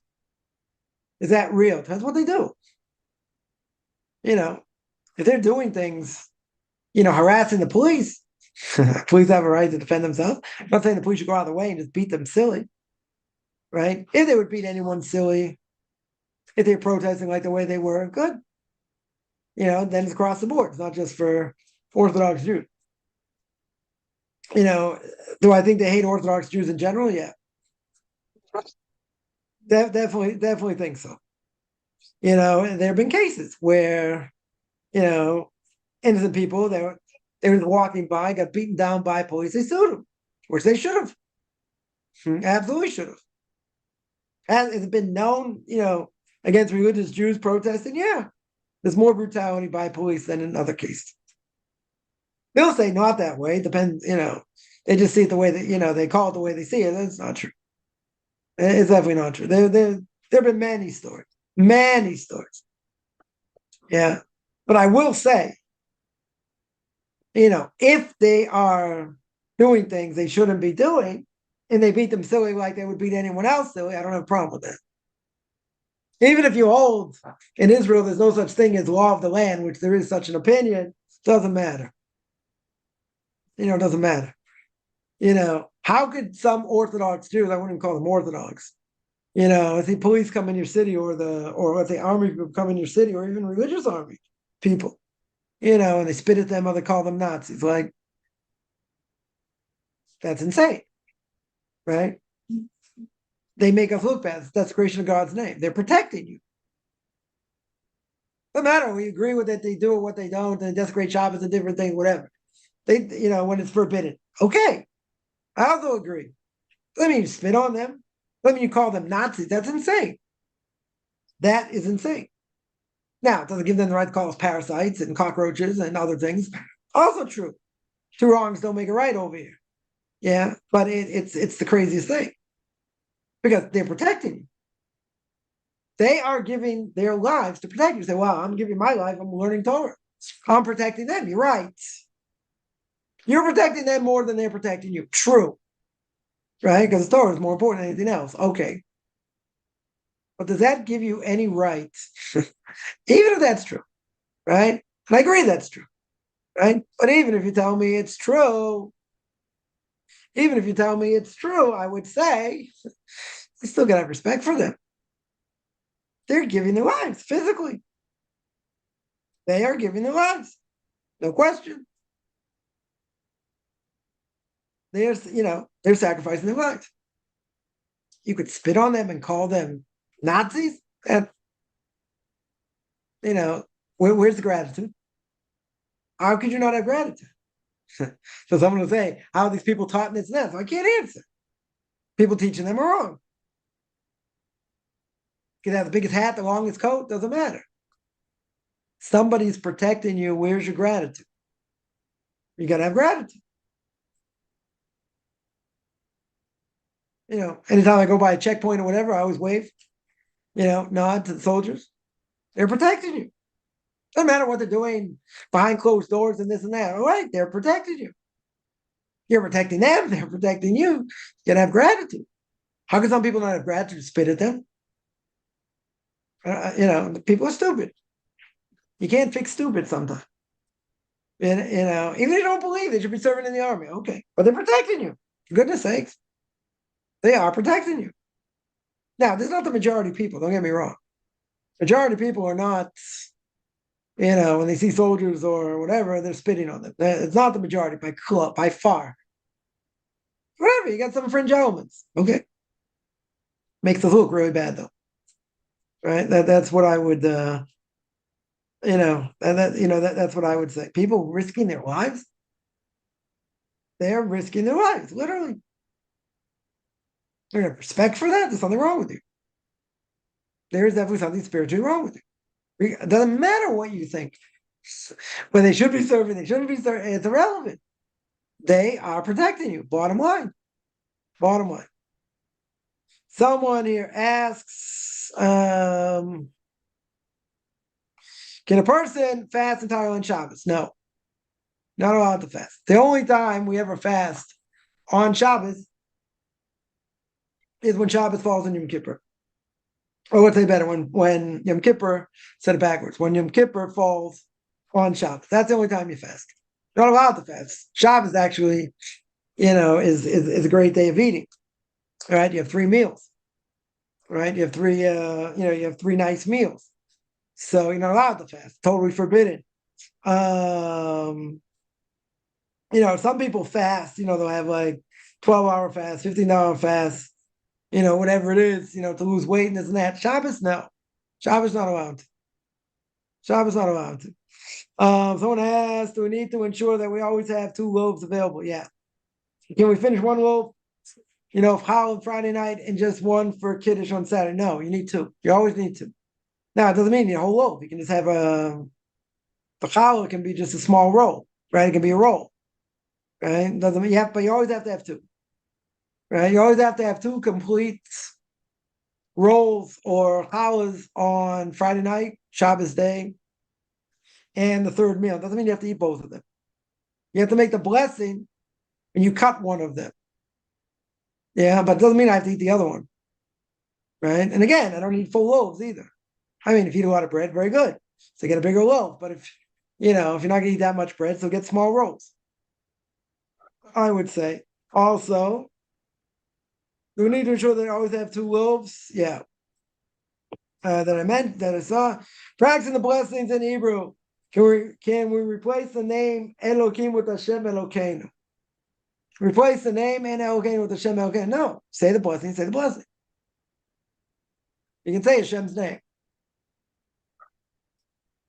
Even a JIT can say Hashem's name. So, that's not an issue. Just keep in mind, even if you make mistakes, right? Some say that there's no desecration of God's name by a non-Jew.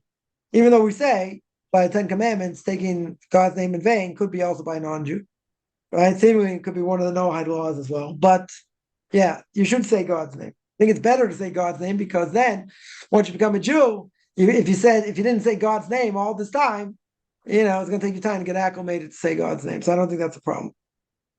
Do all people have a soul? Yes. Everybody has a soul. Again, some people may have more aspects of the soul, right? Like Jews, less aspects.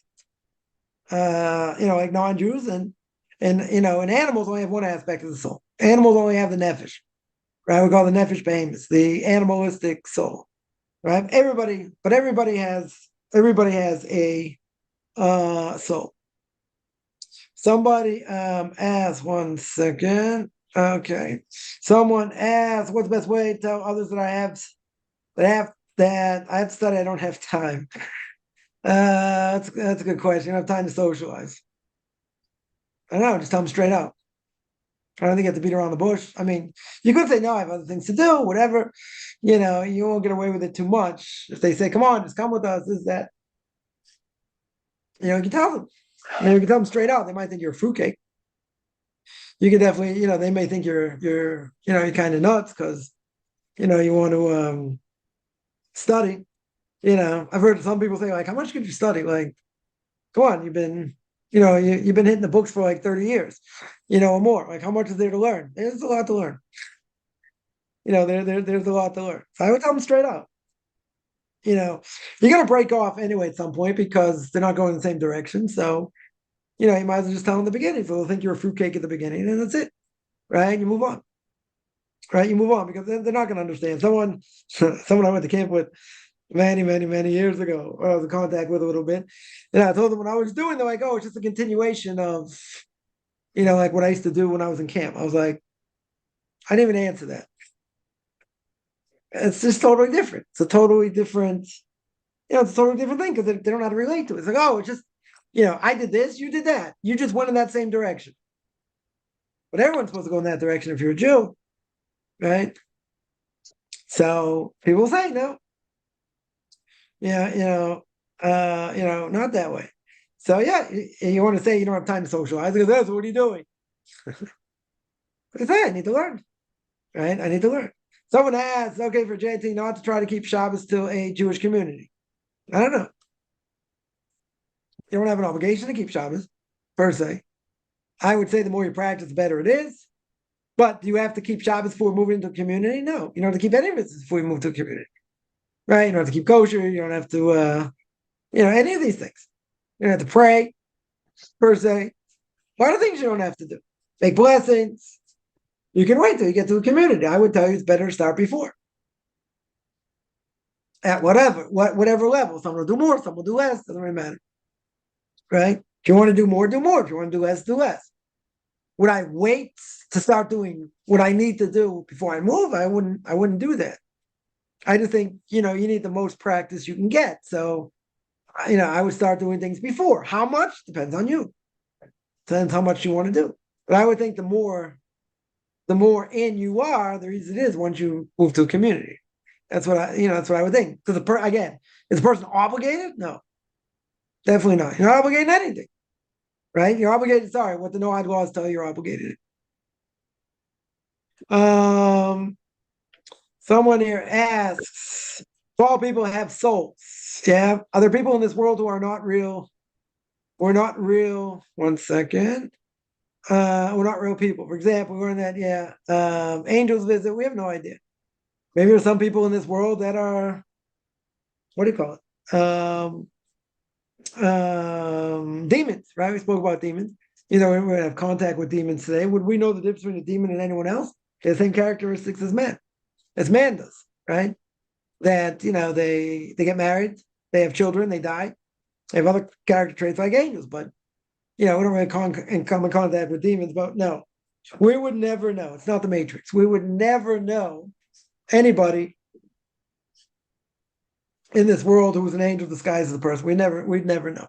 Certainly today, we would never, know that. Even way back when, you're talking hundreds of years ago, thousands of years ago. Well, thousands of years ago, they came in contact. The rabbis came in contact with demons and this and that. Okay, it's not uncommon today. Not common at all. So, way back when, yeah. Today, no. Not at all. We wouldn't fathom who anybody is. We're needing to get new furniture. No.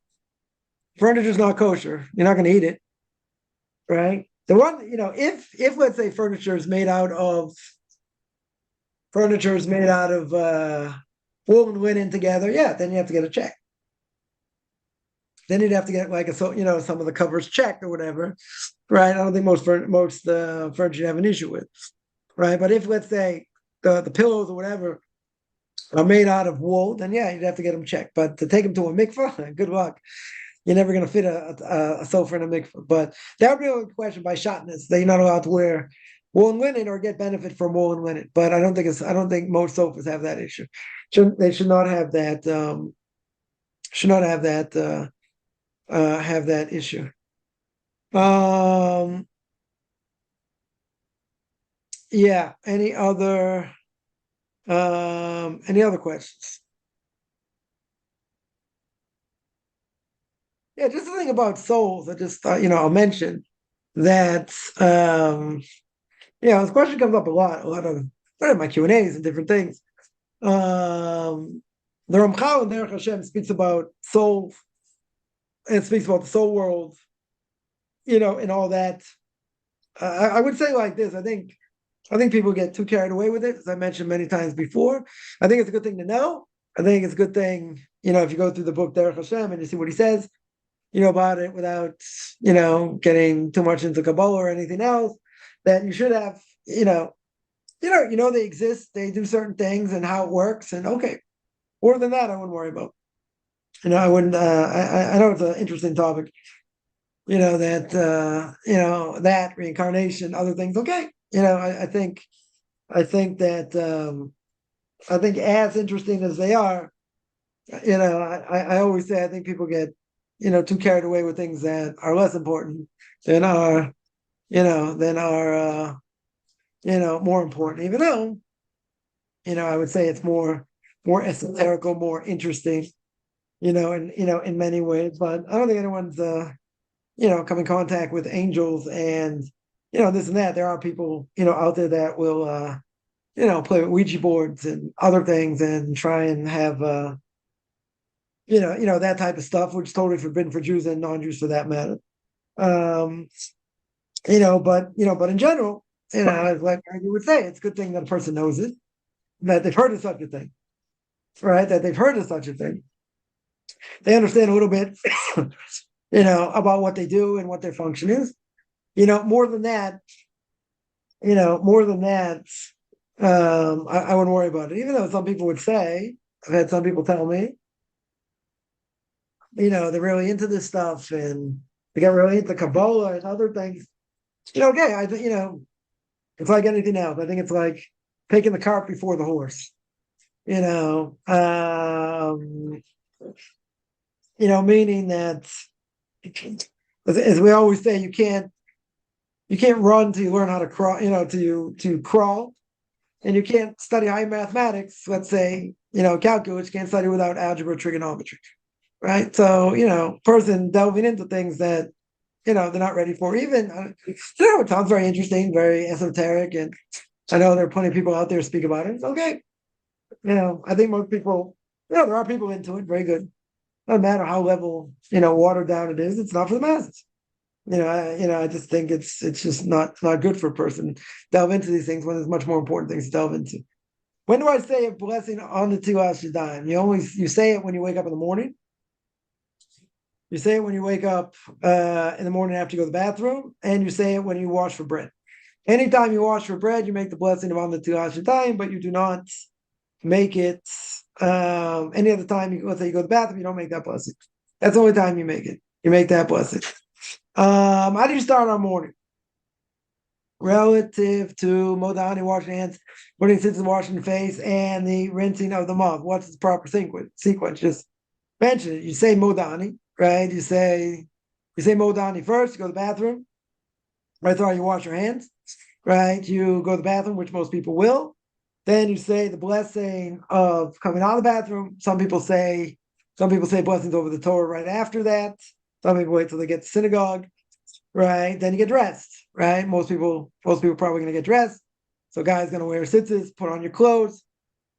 And then depending on what you're doing, either you go to synagogue to pray or you pray at home. That's what you should do first, but that is the proper sequence. You say Modani, you wash your hands, you go to the bathroom, you make the blessing of Amrit Yadayim coming out of the bathroom. After going to the bathroom, you make the blessing of coming out of the bathroom.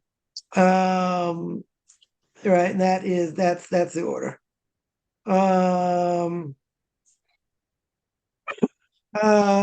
Somebody asks, after conversion, my 18-year-old be considered Jewish? No, he's got to go through his own conversion. Just because the mother converts, if he was younger, much younger, let's say under the age of bar mitzvah, he can convert with you, but he'd have to convert on his own after at that point.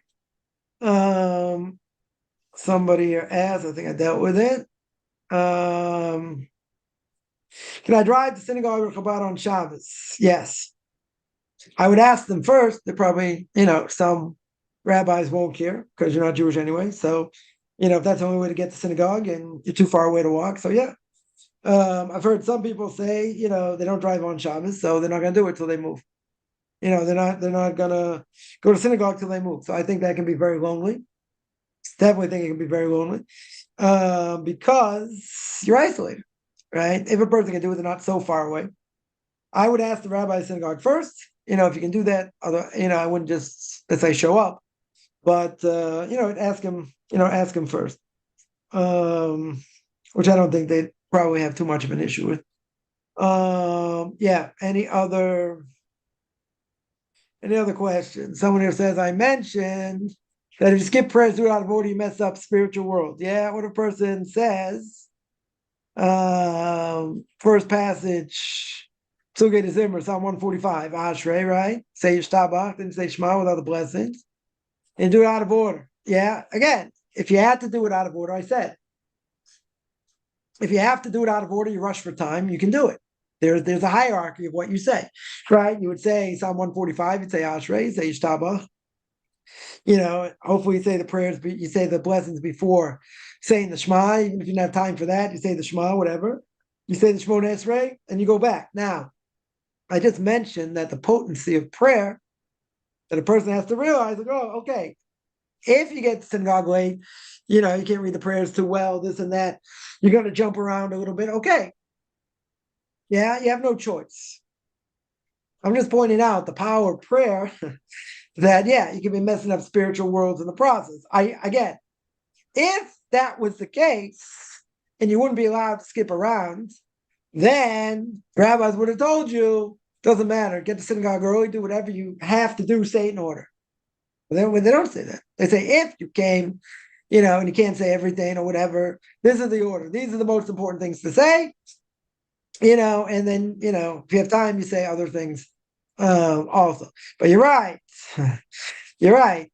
Technically speaking, if you want to get really deep according to Kabbalah, you can mess up different things in spiritual world. Yeah, that's also true.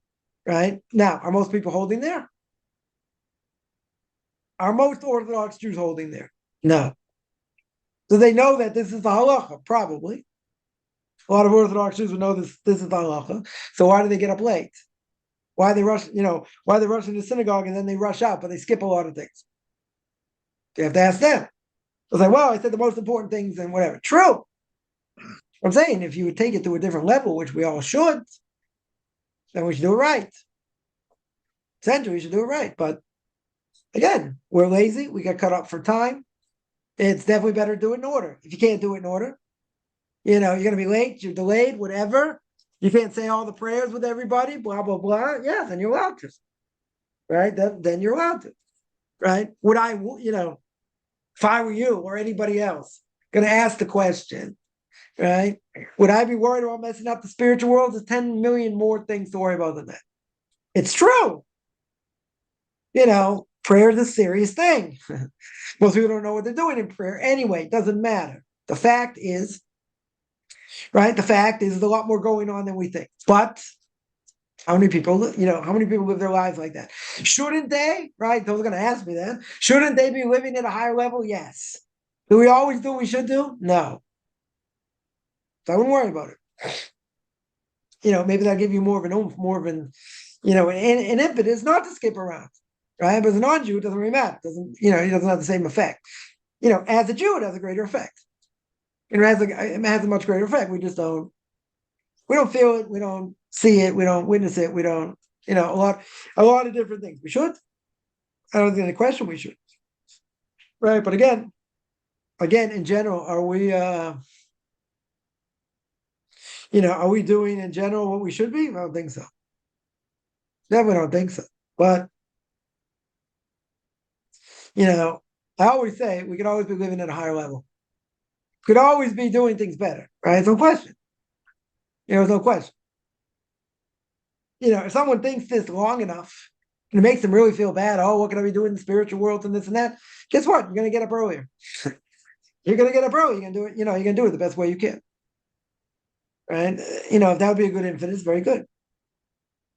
Someone has Pirkei Avos, a book in its own right. It's ethics, right? It's ethics, right? So yeah, it is put in the Mishnah, right? So it is a compilation, of quotes from great rabbis, no question. No question, divided up into chapters. But yeah, it's the whole question. The whole question is it really part of the Mishnah? Was added later? Different things. But essentially, it's part of the Mishnah, right? It's not its own. I'm not gonna say its own book. It's really part. It's really part of the Mishnah. But it's not the same necessarily as other aspects of the Mishnah, because you see in the Mishnah also that there are differences of opinion, about different things. But again, you don't normally see Mishnah in general that's only talking about ethics. Yeah, different parts of the Gemara will talk about ethical things and different things. Okay, but this is 100% ethics. So, but it's part of the Mishnah, so it's not a separate entity. It's not a separate entity, but it's totally part of the Mishnah. Yeah. Other questions? Well, you guys keep me on my toes here. Yeah. Any other questions?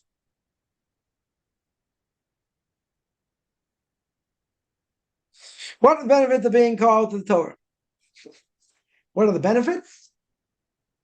It's an honor, right? It's an honor to be called, right? There's a hierarchy. If Cohen comes first, because Cohen always comes first. Then you have a Levite, then you have everybody else. Now, if let's say you have a Levite there's no Cohen. So you call up the Levites, and you'll say in place of the Cohen. You'll say in the place of a Cohen. But if there's no Levites or Cohen, then you call everybody. Then you call anybody, any order, doesn't matter. Right? Everyone else is the Yisrael, you're going to call them up. You call each person up as it is. It's an order. It's like anything else. Person's called up to open the ark. According to Kabbalah, open the ark is a huge thing. You get the power of the Sifrei Torah right there. Right? So we're not holding according to Kabbalah, but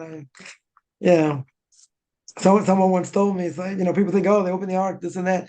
Doesn't really mean much. It's a powerful thing. Very, very powerful thing. What about lifting the Torah? Showing the Torah to everybody? What they call Hagbah. Hagbah literally means to lift it up. Right? And everybody points, right? Some point with their pinky, some point with their fingers, saying, yeah, this is the Torah.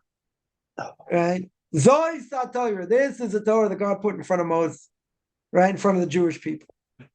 And then you have somebody who closes the Torah, right? They close the Torah up, they put the mantle, whatever on top of it, they close it up. It's also an honor. Some people think, oh, it's a lesser honor, this and that. Whatever, but it's a huge thing, because what are you doing? What are you doing? You're saying, when you make the blessing, you're saying God, we're not blessing God, but we're singing His praises. We're saying it's a great thing. You're being called to the Torah, and you're saying, "Asher b'chabanu mikol ha'amim." You chose us from all the nations. That's a pretty big thing. That's a pretty big thing, right? You got to internalize the message. And then the second blessing is Asher nasan lanu Torah's emes. You gave us the true Torah. Yeah. Yeah. So that's a huge thing. That's it is an honor to be called up, right? No question, right? And why do we kiss the Torah? Why do we kiss the Torah? To show its specialness. To show its specialness. To show that we love nothing more than Torah.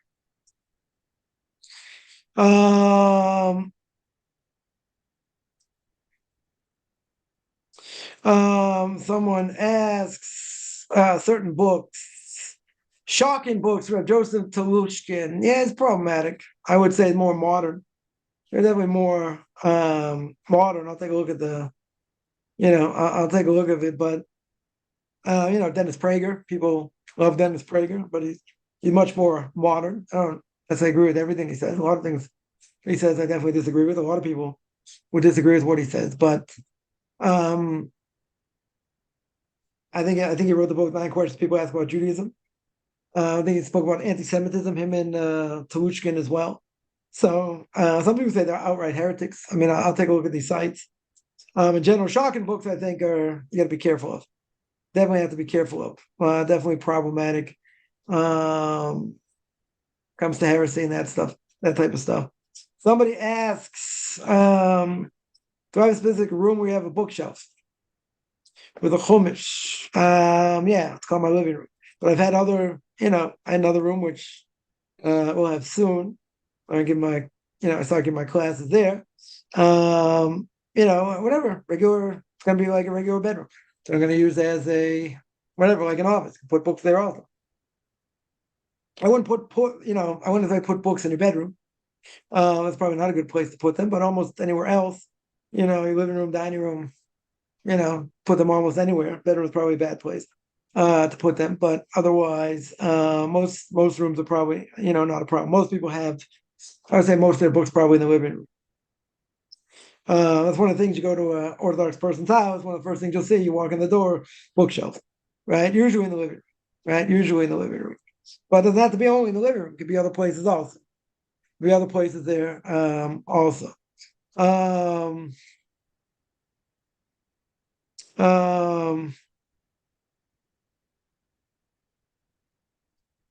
Would being a Kohen, it's never considered a great honor. It's a lot of work. I always thought, it'd be great to be a Kohen. Then when you read the service that you read, on Yom Kippur for Musa, got a lot of work to do. The high priest, right? But Kohen they're greater than everyone else because they're busy, serving in the serving in the temple. So yeah, you're right. That would be considered a huge honor. But everyone else, guess what? Everyone else not going. So I would always tell my father, bless his memory, I got gypped. If you would have been cheap and you would have paid more, I would have been a Kohen. But obviously not from the tribe of Levi, so it doesn't help. They got a lot of things also, right? Someone here mentions, right, that got a lot of things to be liable for death penalty if they don't get it right. True. Right? It's a big responsibility to be a Kohen. Big responsibility to be a rabbi, giving over information. Yeah, also. No question. Somebody asks, is there machloikis on the fruits of breaks tree of knowledge? Yes. Definitely there's a difference of opinion. Do the factory was special, unique? It's a question what it was. Right? It's a question what it was. Some people say it was a fig. Some people say it was grapes. Some people say it was what do you call it? Wheat. Someone asked before, I just actually saw this Gemara earlier in Tamura, why there's so many differences of opinion, amongst the rabbis. So Gemara says, after Moses died, 3,000 laws were lost. 3,000 halachas were lost when Moses died. Not only were they lost, but it weakened the way people learned Torah. In other words, people who learned Torah after Moses died was never the same.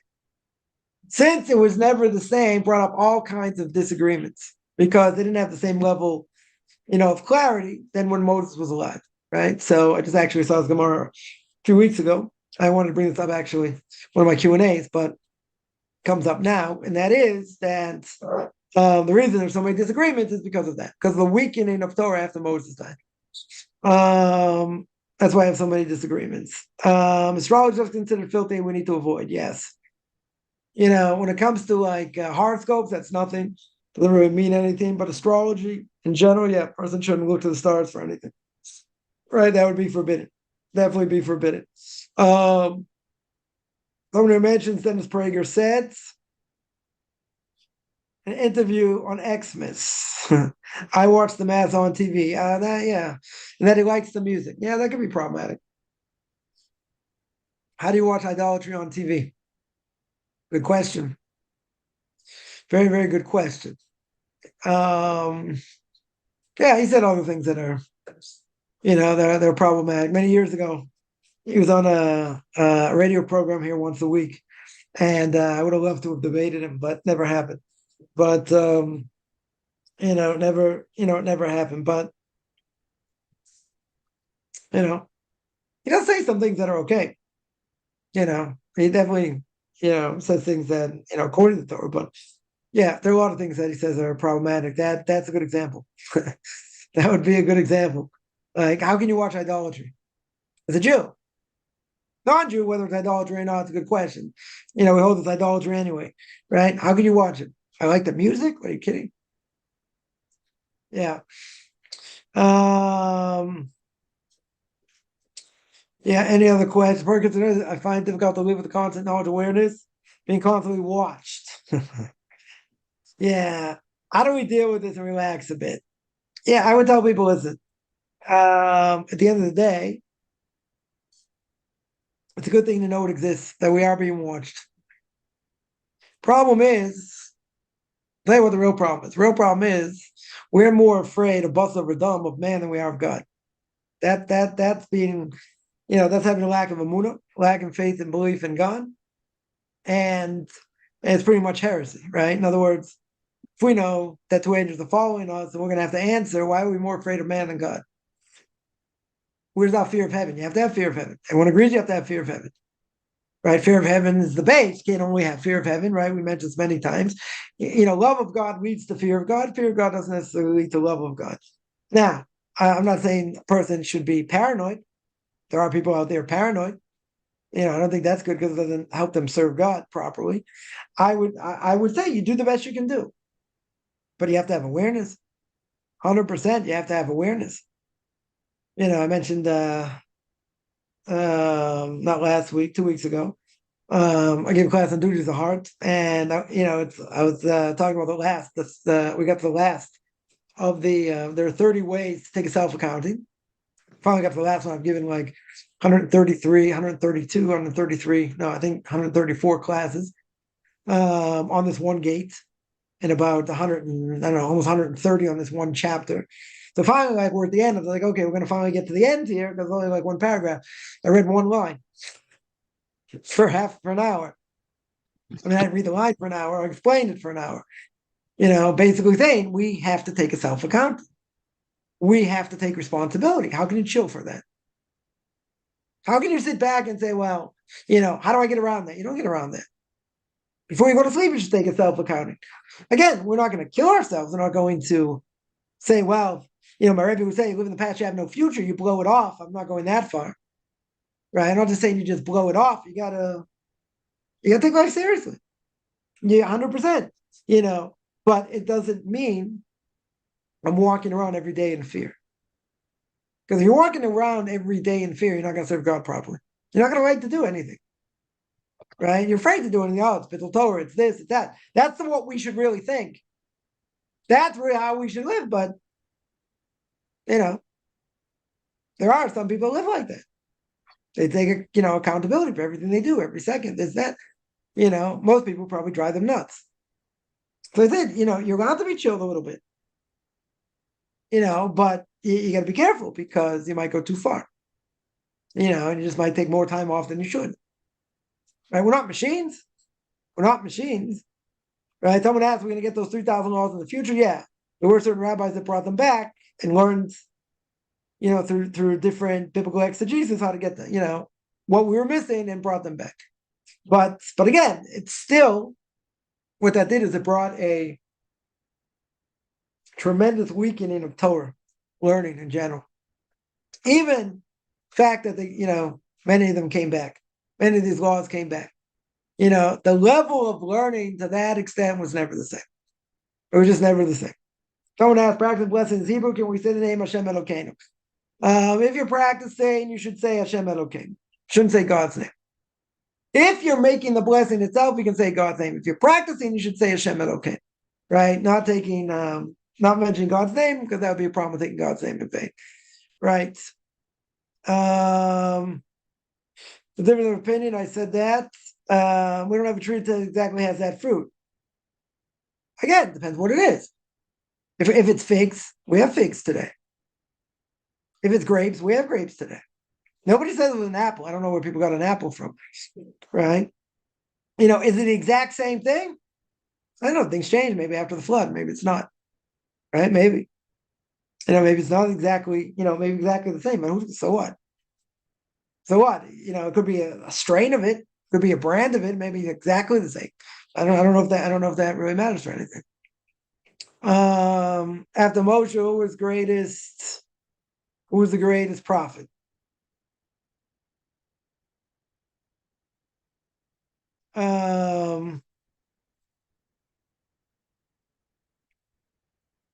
Listen, King David had the ability to be the fourth of the others,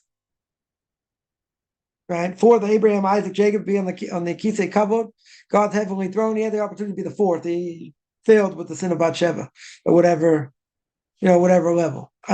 Since Moshe, I think Joshua was greater than everyone else, seemingly because he learned everything from Moshe, everything with Moshe. But you have to put King David in the equation. Yeah, I think even as great as Isaiah, Jeremiah, right? I think King David trumps them all, even more than the other prophets, probably. Yeah. Any other questions?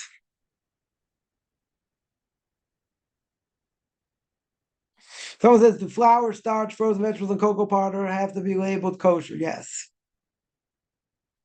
They should be, yeah. Frozen vegetables, some people are lenient. If they only say, let's say, whatever the vegetable is in water, there's nothing else in it, maybe. Right? Maybe. But I think most rabbinic authorities say that even frozen vegetables should have rabbinic supervision. Yeah, any other questions?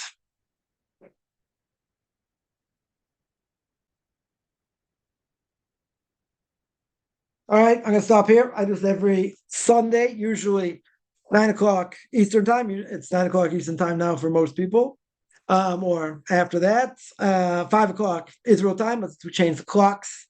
America changed the clocks, so we're now 6 hours ahead instead of 7. So anyone outside of Europe who outside of America doesn't change the clock. So all these classes during the week are going to be an hour earlier for the probably next 2 weeks till we change the clocks. Otherwise, anyone has any questions, find me on Facebook at Michael Chaim Kaufman, Beyond Orthodox Conversion to Judaism, orthodoxconversion.com, or Beyond Orthodox Conversion to Judaism on YouTube. There I got videos on Torah portion of the week, even though I'm very behind, Q&As, ethics of our fathers, Book of Leviticus. Want to send me an email, rabbichaimkaufman@gmail.com, RBBICHAIMCOFFMAN @gmail.com. Wish them a good beginning of the day, middle of the day, end of